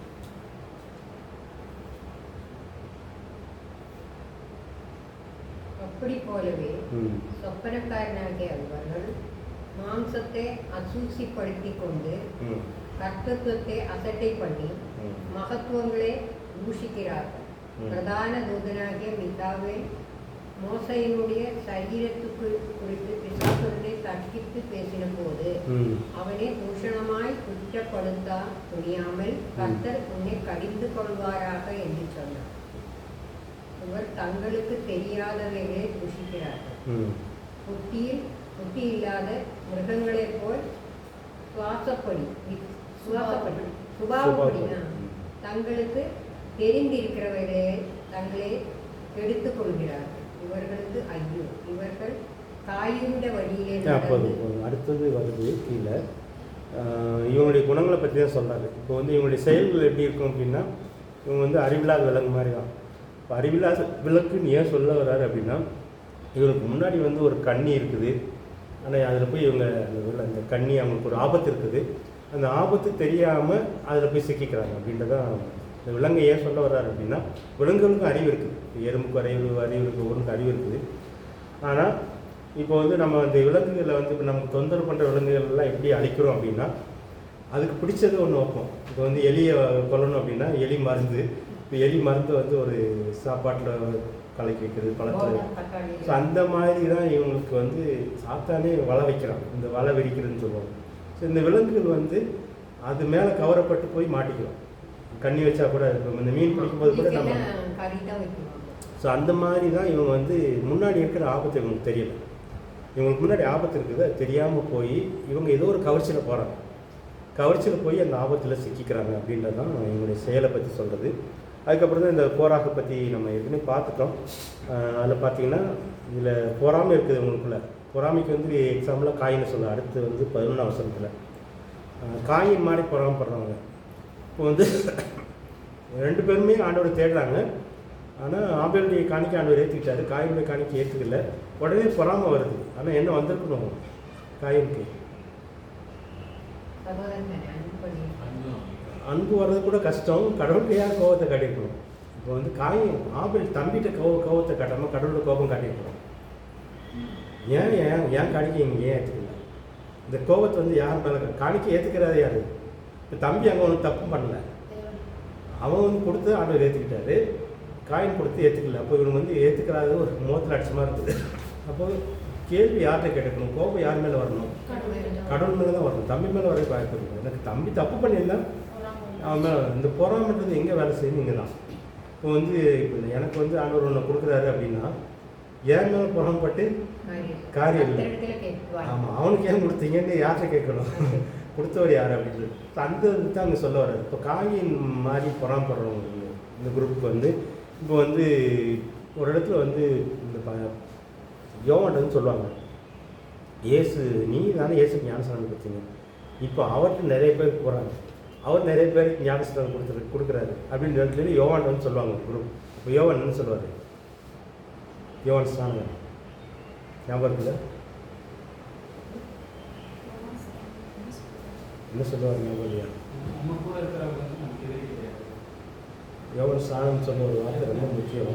இயேசுகிட்ட தான் சொல்லுவாங்க, நான் உங்கள் பேரை சொல்லி இயேசு பிரசங்கம் பண்ணுறாங்க. இல்லை, யோவான்ட்டே வந்து சொல்லுவாங்க. அதாவது யோவானை விட இயேசுகிட்ட நிறைய பேர் போக ஆரம்பிச்சிடுவாங்க. அப்போ யோவான் ஸ்நானத்தை வந்து ஒரு சிலர் சொல்லுவாங்க, நீங்கள் ஞானஸ்நானம் கொடுத்த இயேசுக்கிட்ட இப்போ நிறைய பேர் போகிறாங்க அப்படிங்கும்போது யோவான் ஸ்நானம் சொல்லுவார், இந்த பெரியவரை பற்றி சொல்லுவார். அதாவது இது வந்து ஒரு வார்த்தை அவர் சொல்ல ஒரு முக்கியம், மேலேருந்து பரத்துலேருந்து கொடுக்கப்படுறதுலாம் யாருக்கும் கிடைக்காது அப்படின்ற வார்த்தை ரொம்ப முக்கியம். அவருக்கு வந்து மேலே இருக்கிறவங்க கொடுக்குறாருப்பா, அதனால அவருக்கு கிடைக்குது. பரத்திலிருந்து அள்ளப்படாவிட்டால் ஒருவனுக்கும் ஒன்றும் கிடைக்காது. இதுதான் அவருடைய ஸ்டேட்மெண்ட், யோவான் ஸ்நானனுடைய ஸ்டேட்மெண்ட். ஸோ இந்த இதுதான் ரொம்ப முக்கியம். இப்போ வந்து நம்ம இப்போ வந்து இவர்கிட்ட வந்து யோவானுக்கே பராம வந்துச்சு, இயேசு மேலே பராம வந்து அதுக்கப்புறம் தான் இதெல்லாம் சொல்லுவார். அவர் வந்து மணவாளன், நான் வந்து தோழன், அவர் கூட இருந்து நான் சந்தோஷப்படுறதா முக்கியன்ற மாதிரி நிறைய சத்தியங்களை வளர்க்குறார் யோவான். ஆனால் முக்கியமாக சொல்கிறது என்னென்னா, பரத்திலிருந்து கொடுக்கப்பட்டது. இந்த பொறாமல் வராமல் இருக்கணும் அப்படின்றதுக்கு வந்து நம்ம மனசு ஆண்டவர்கிட்ட கேட்கணும். ஒருத்தர் மேலே பொறாமல் வருதுன்னா, ஆண்டவரே அவனுக்கு மட்டும் ஏன் கிடைக்குது, அவளுக்கு மட்டும் ஏன் கிடைக்குதுன்னு கேட்டால் ஆண்டவர் பேசுவாரா இருக்கும், நம்மகிட்ட பேசுவார். நமக்கு உனக்கு இது போதும்னு சொல்லுவாரா இருக்கும், இல்லை உனக்கு இதோட அதிகமாக தர்றேன், அது உனக்கு இது தேவையில்லை, இந்த மாதிரி நிறைய காரியங்களை வந்து ஆண்டவர் பேசுவார். காயின் கூட ஆண்டவர்கிட்டே கேட்டிருந்தா, ஏன் அவன் கொடுத்து ஏற்றுக்கிட்டீங்க, நான் கொடுத்து ஏன் ஏற்றுக்கணும்? அப்போ என்ன சொல்லியிருப்பாரு ஆண்டவர் காயின்கிட்ட? அந்த விசுவாசம் முக்கியம். அவன் கொடுக்குறதுல ஒரு விசுவாசம் இருந்துச்சுப்பா, நீ உனக்கு கொடுக்குறது ஒரு விசுவாசம் இல்லை. அப்போ என்ன விசுவாசம்னா என்ன கேட்டுக்கலாம் காயின். அவனுக்கு என்ன விசுவாசம் இருந்துச்சு, எனக்கு என்ன விசுவாசம் இல்லை, அதை எனக்கு சொல்லிக் கொடுங்க. ஸோ அந்த விசுவாசத்தை காயின் படிச்சுக்கலாம். இந்த பொறாமை வர்றதுனால இதெல்லாம் படிக்க முடியாமல் போயிடுது, தான் பிரச்சனை. நம்ம தேவன்கிட்ட கேட்கும்போது நிறைய காரியங்கள் படிக்கலாம். எனக்கு தேவன்கிட்ட கேட்குறது தப்பு கிடையாது, இந்த மாதிரி காரியங்கள் வந்து கேட்குறது தப்பு கிடையாது. பொறாமைக்கு வந்து இடம் கொடுக்காமல் இருக்கணும் அப்படின்னா நம்ம தேவன்கிட்ட தான் பேசணும். இந்த காரியமாக தான் சரி, நம்ம தேவன்கிட்ட பேசணும் தான். அதனால் வந்து காயின் மாதிரி பொறாமப்படுறவங்க இப்போ தேவன்கிட்ட பேசுறதுனால அதுக்கப்புறம் வந்து பேசுகிறான் ஆண்டவர்கிட்ட, நீ தள்ளி விடையாது, என்னை பார்த்தா யாராவது கொண்டுருவாங்களே, ஏன்னா அவனுக்கு அந்த இது மட்டும்தான் இருக்குது. ஆனால் எது இல்லை அப்படின்னா, இந்த என் தம்பி கொடுத்த காணிக்கையை எப்படி ஏற்றுக்கிட்டீங்க, அந்த கேள்வி கேட்கல அவன். அது அந்த கேள்வி கேட்டால் தான் வந்து உண்மையான இந்த விசுவாசம் வர வேண்டியது இருக்குது அவன். ஸோ இதுதான் ரொம்ப முக்கியம்னு சொல்லி பார்க்குறது. பொறாமை வந்து இந்த உலக வாழ்க்கையை மட்டும்தான் முக்கியப்படுத்துது. வேறு ஆண்டவரை பற்றி தெரிஞ்சுக்கிறது அந்த காரியம் வந்து முக்கியப்படுத்தலை. ஸோ அதனால தான் பொறாமை வந்து இவங்களுக்கு ரொம்ப இதாக இருக்குது. ரெண்டாவது பார்த்தீங்கன்னா பண ஆசை, பிழையாமை பற்றி சொல்கிறார். இந்த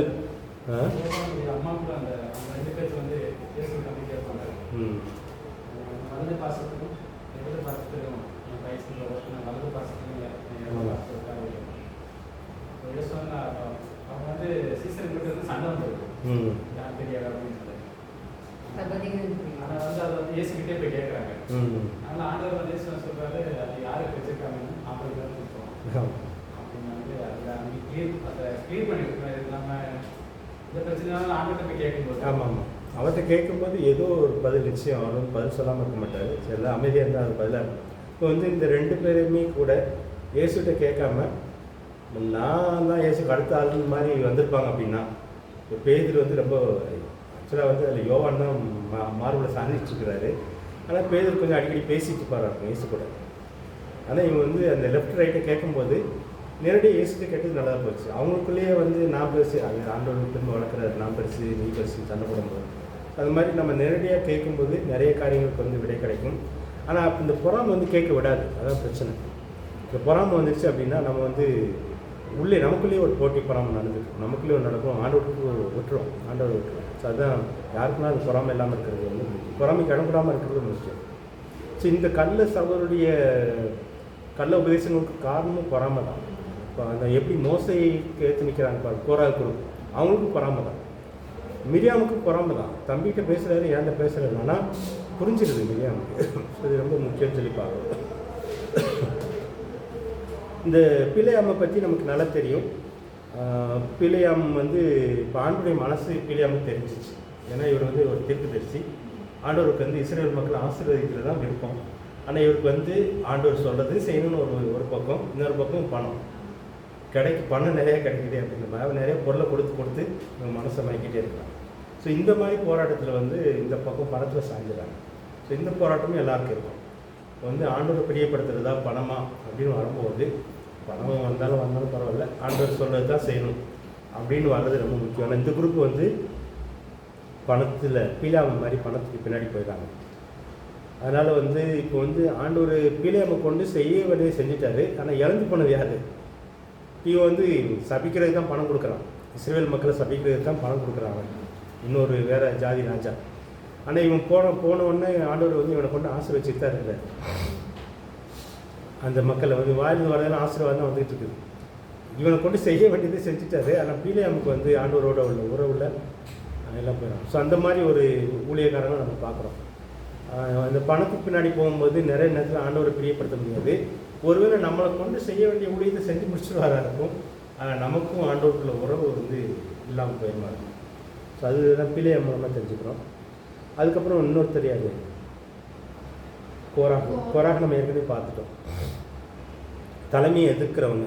ஸோ அதனால் ஆண்டவர் வந்து ஒரு ஸ்ட்ரக்சர் வச்சுருக்காரு அப்படின்னா அந்த ஸ்ட்ரக்சருக்குள்ளே இருக்கிறது ரொம்ப ரொம்ப முக்கியம். ஸோ அதனால் ஆவிக்குரிய உலகத்துலேயும் நிறைய இதெல்லாம் இருக்குது. இந்த கோராவை பற்றி சொல்லும் போது பார்த்திங்கன்னா, இந்த ஆவிங்கிட்ட பேசுகிறது சிலர்லாம் வந்து ரொம்ப, அதனால தான் வந்து ஒரு தேவதூதன் மோசையுடைய சடலத்தை பற்றி பேசும்போது கூட ஒரு தூதன் வந்து மறிக்கிறான், அல்லது ஒரு சாத்தான் வந்து சண்டை போடுறான்.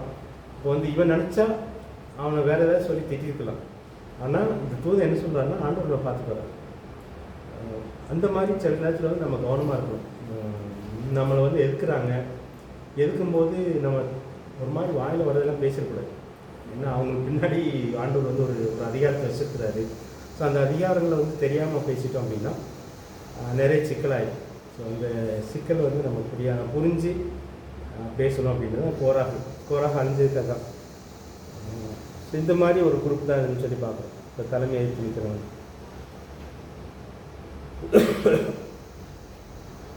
அடுத்து வந்து இவங்களுடைய ஊழியம் எப்படி இருக்கிறதா இதில் அடுத்தது வளர்க்குறாரு. 12-13 வசனம் வாசிக்கிறீங்களா? 12-13. இவர்கள் உங்கள் அன்பின் விருந்துகளில் கரைகளாய் இருந்து பயமின்றி கூட விருந்துண்டு தங்களை தாங்களே மேய்த்துக் கொள்கிறார்கள். இவர்கள் காற்றுகளால் அடியுண்டோடுகிற தண்ணீரற்ற மேகங்களையும் இலையுதிர்ந்து கனியற்று 2 தரம் செத்து வேரற்று போன மரங்களும் தங்கள் அவமானங்களை நுரை தள்ளுகிற அமளியான கடல்களையும் மார்க்கம் தப்பி அலைகிற நட்சத்திரங்களுமாய் இருக்கிறார்கள். இவர்களுக்காக என்றென்றைக்கும் காருகளே வைக்கப்பட்டிருக்கிறது. இவங்க ஊழியத்தை பற்றி 3 காரியம் சொல்கிறார். இவங்களுடைய ஊழியாளர் ஐக்கியத்தை பற்றி முதல்ல வந்து இவங்க வந்து பரிசுத்தவான்களோடு சேர்ந்துருக்கிறாங்க. ஆனால் இவங்க வந்து சேர்ந்துருக்கிறது வந்து எப்படி ஒரு வெள்ளை துணியில் கரப்பட்டா எப்படி இருக்குமோ அதே மாதிரி தான். இவங்க வந்து சபைக்குள்ளே இருக்கிறாங்க. ஆனால் இவங்க இருக்கிறது வந்து சபையை கெடுக்கிற மாதிரி, சபையுடைய சுத்தத்தை கெடுக்கிற மாதிரி இருக்கிறாங்க. ஒன்று கரை, அடுத்தது வந்து பார்த்திங்கன்னா பயனற்ற மேகம். பயனற்ற மேகம் அப்படின்னா அவங்க தெரியும், சில மேகம் வரும், இந்த மேகத்தில் மழை கிடைக்குன்ற மாதிரி நினைப்போம், ஆனால் காற்றடிச்சிட்டு போயிடும். ஸோ அந்த மாதிரி இவங்க மூலமாக நமக்கு ஏதோ ஒரு ஆசீர்வாதம் கிடைக்கிற மாதிரி இருக்கும். ஆனால் இவங்க வெற்றி மேகம், இவங்ககிட்ட வந்து ஒரு நன்மையும் கிடைக்காது. ஸோ இவங்களுடைய ஊழியங்கள் வந்து எப்படி இருக்கும் அப்படின்னா ஒரு வெற்று மேகம் போல், மழை தர முடியாத காற்றால் அடித்து செல்லப்படுகிற மேகம் போல் இவங்களுடைய வாழ்க்கை ஊழியங்கள் இருக்குன்னு சொல்லி பார்க்குறோம். நோக்கமற்ற இவங்க எப்படி இருக்காங்க அப்படின்னா நோக்கமற்ற வாழ்கிறோம், மார்க்கம் தப்பி அழைகிற நட்சத்திரம். ஸோ இவங்களுக்குன்னு ஒரு நியமம், ஒரு எல்லை இருக்குது. அந்த எல்லையில் ஓடலை, இவங்க இங்கே வழி தவறி அங்கே இங்கே ஓடிட்டுருக்குறாங்க. அப்புறம் நுரை தள்ளுகிற கடல் அலை. இப்போ கடலில் வந்து அலை அடிக்க பார்த்தீங்கன்னா கடலில் இருக்கிற அழுக்கெல்லாம் வந்து வெளியே சேர்த்துட்டே இருக்கும்.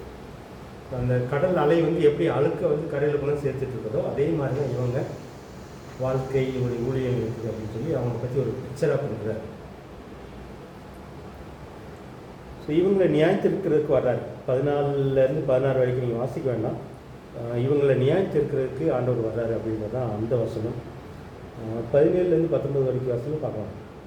நீங்களோ பிரியமானவர்களே, நம்முடைய கர்த்தராகிய இயேசு கிறிஸ்துவின் அப்போஸ்தலரால் முன் சொல்லப்பட்ட வார்த்தைகளை நினைவு கூறுங்கள்.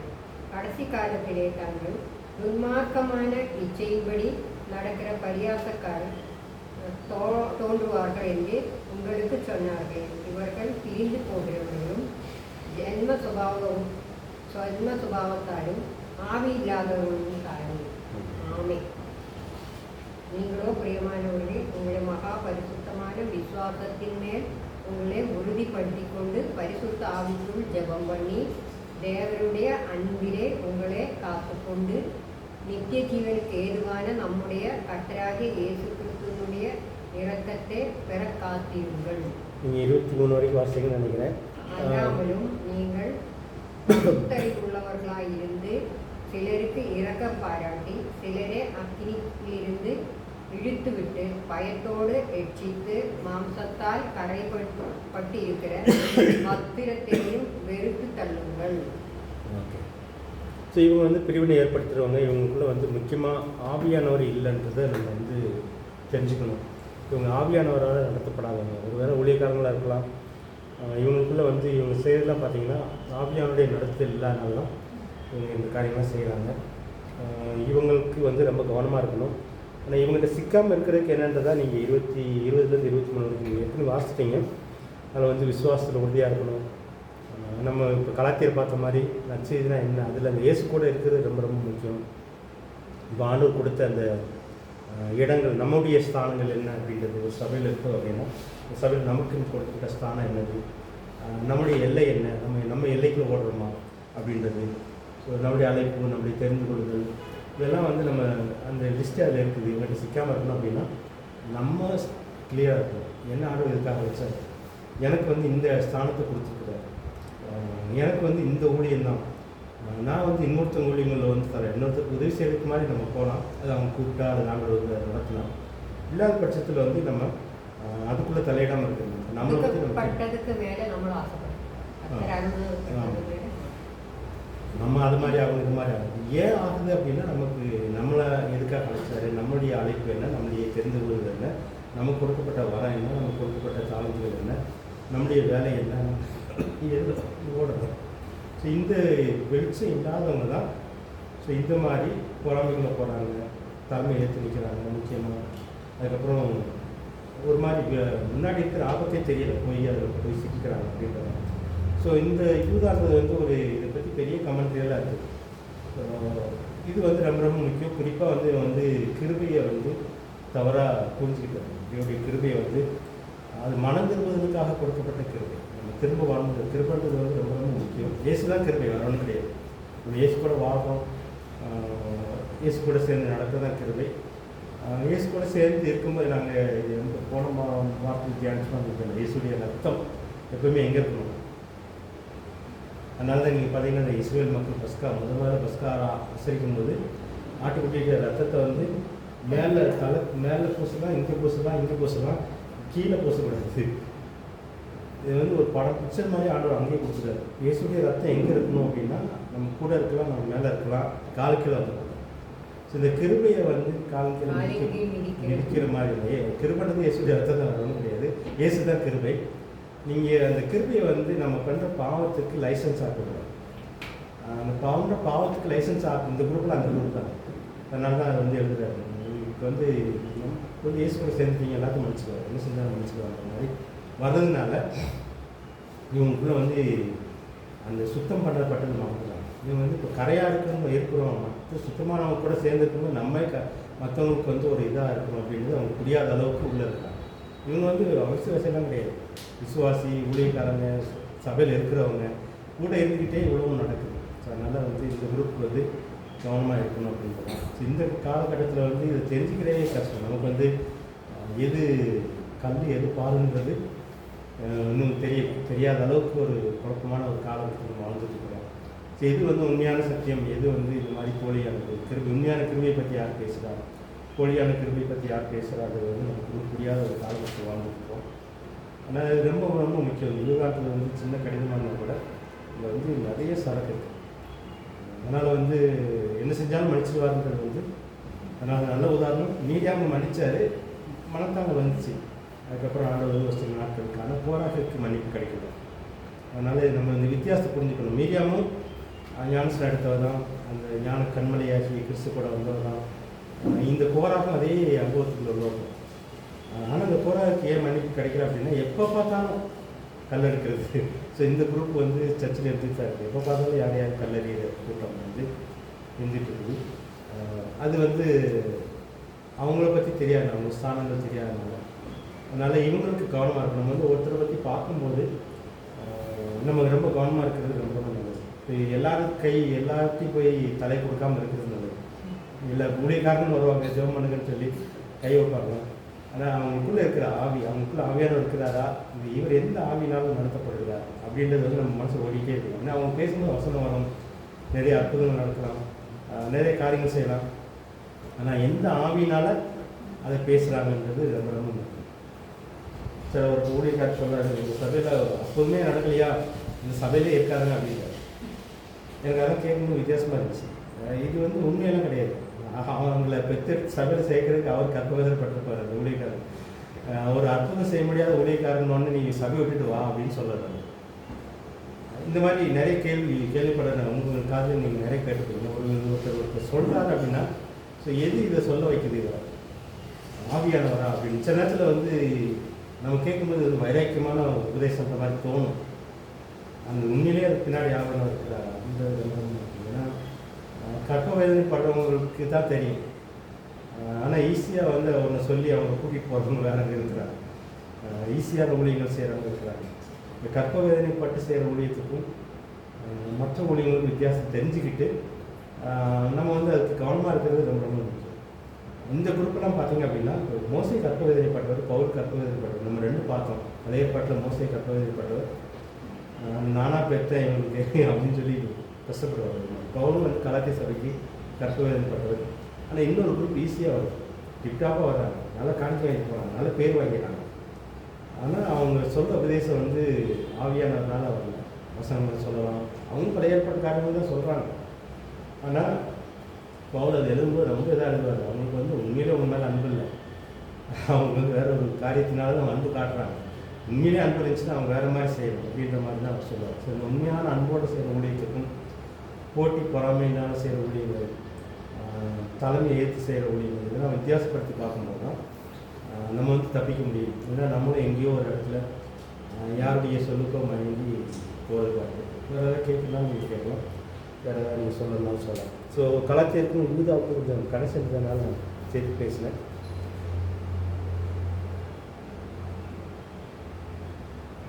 அடுத்த சுத்தமாக அடுத்த வாரத்தில் என்ன புக்கு பார்க்கலாம். நம்ம வந்து ஒவ்வொரு புக்கையும் சுருக்கமாக பார்ப்போம், ஃபுல்லாக இல்லை. இது ஒரு அதிகாரம் வசனங்களாக வாசம். இதே மாதிரி நீங்கள் எவ்ரியெல்லாம் பார்க்கும்போது ஃபுல்லாக அதில் வாசிக்க முடியாது, அங்கங்கே பார்த்து சுருக்கமான செய்திகள் தான். ஏதாவது கேட்க விரும்புறீங்களா, ஏதாவது சொல்ல விரும்புறீங்களா? யூதானா உங்கள் மனசில் என்ன ஞாபகத்தில் வரணும்? கலாத்தியில் 5-6 அதிகாரம், ஒரு 6 காரியங்கள். நல்ல செய்தியாக இல்லை, எல்லாருக்கும் ஒரே செய்தி, நல்ல செய்தி. அந்த நல்ல செய்தி சொல்ல தெரிந்து கொண்ட ஆபிரகாம் கொடுத்த நல்ல செய்தி, வாக்குத்தத்தத்தின் மகன் வர வரைக்கும் பிரமாணம் கொடுக்கப்பட்டது.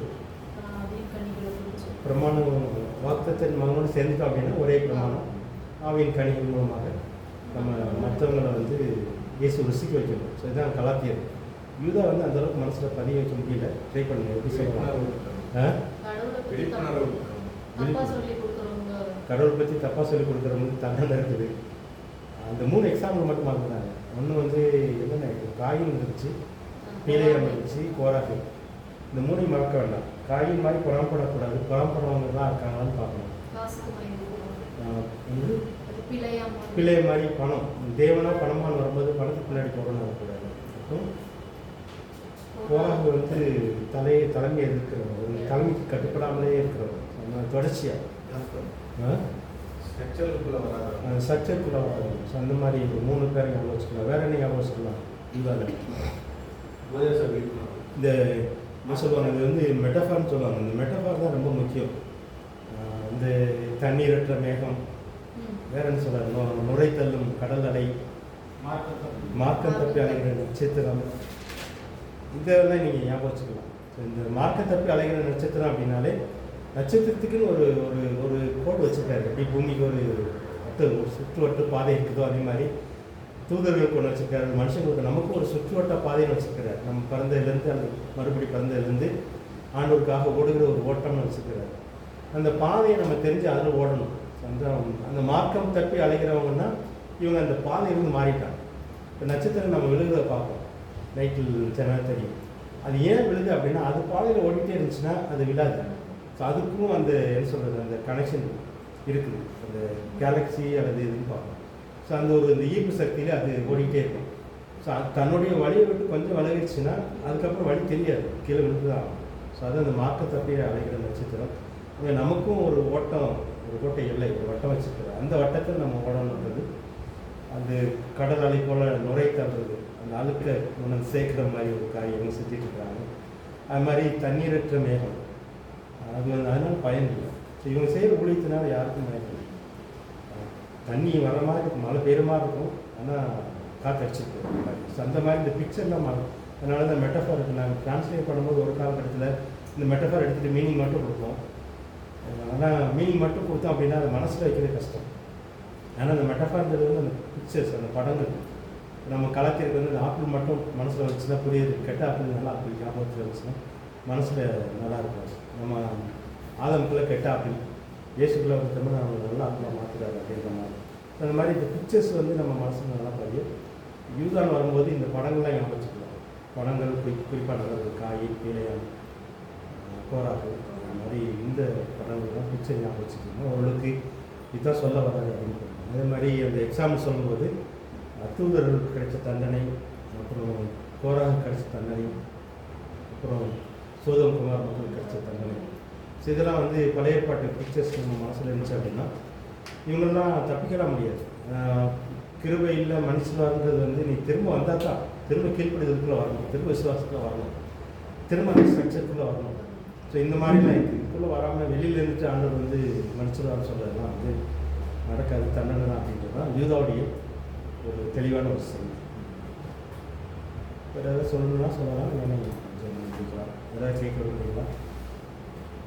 அடுத்த வாரத்தில் என்ன புக்கு பார்க்கலாம்? ஏதாவது புக்கு பார்க்கணும். கடிதம் ரெண்டு கடிதம் முடிச்சிட்டோம். அடுத்த வாரத்தில் 2 கடிதம் க்ளீன் பண்ணலாம். ஏதாவது இன்ட்ரெஸ்டிங்காக இருந்துச்சா சொல்லுங்கள். என்ன இந்த புக்கு 2 கிளியர். 2 கிளியர். அதாவது கலாத்தியர்லேருந்து தொடர்ந்து போயிடலாம். பேசியம் அது கண்டினியூவேஷன் அப்படி போயிடும். பேசியம் அப்படியான பார்க்கலாம். எபேசியர், பிலிப்பியர், கொலோசியர், அது 3 வேணால் அடுத்த சரி வரலாம். அந்த பிரசன்ட் எபிசோட் அப்படியே கவர் பண்ணி வேறு ஜோம் பண்ணுறீங்களா? நல்ல தோப்பனே, இந்த நாங்கள்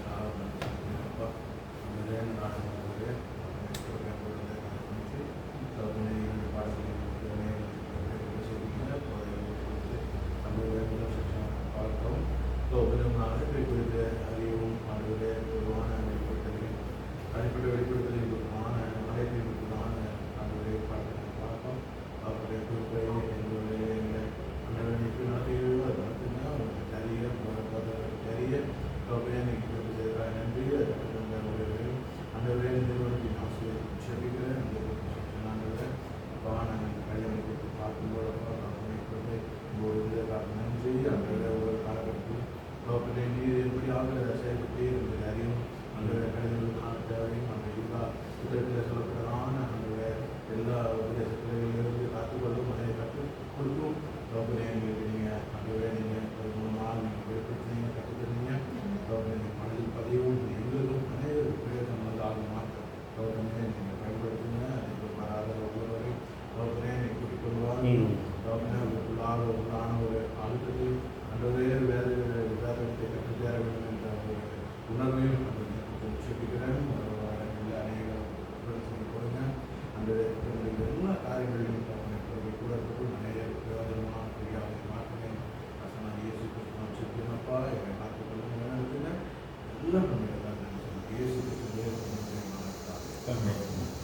ஆத்மாவை கத்தரை சோதரி முழுமே கத்தரை பசுத்தம் பேசு ஆத்மாவை கத்தரை சோதரி கத்த செய்ய ஆமென்.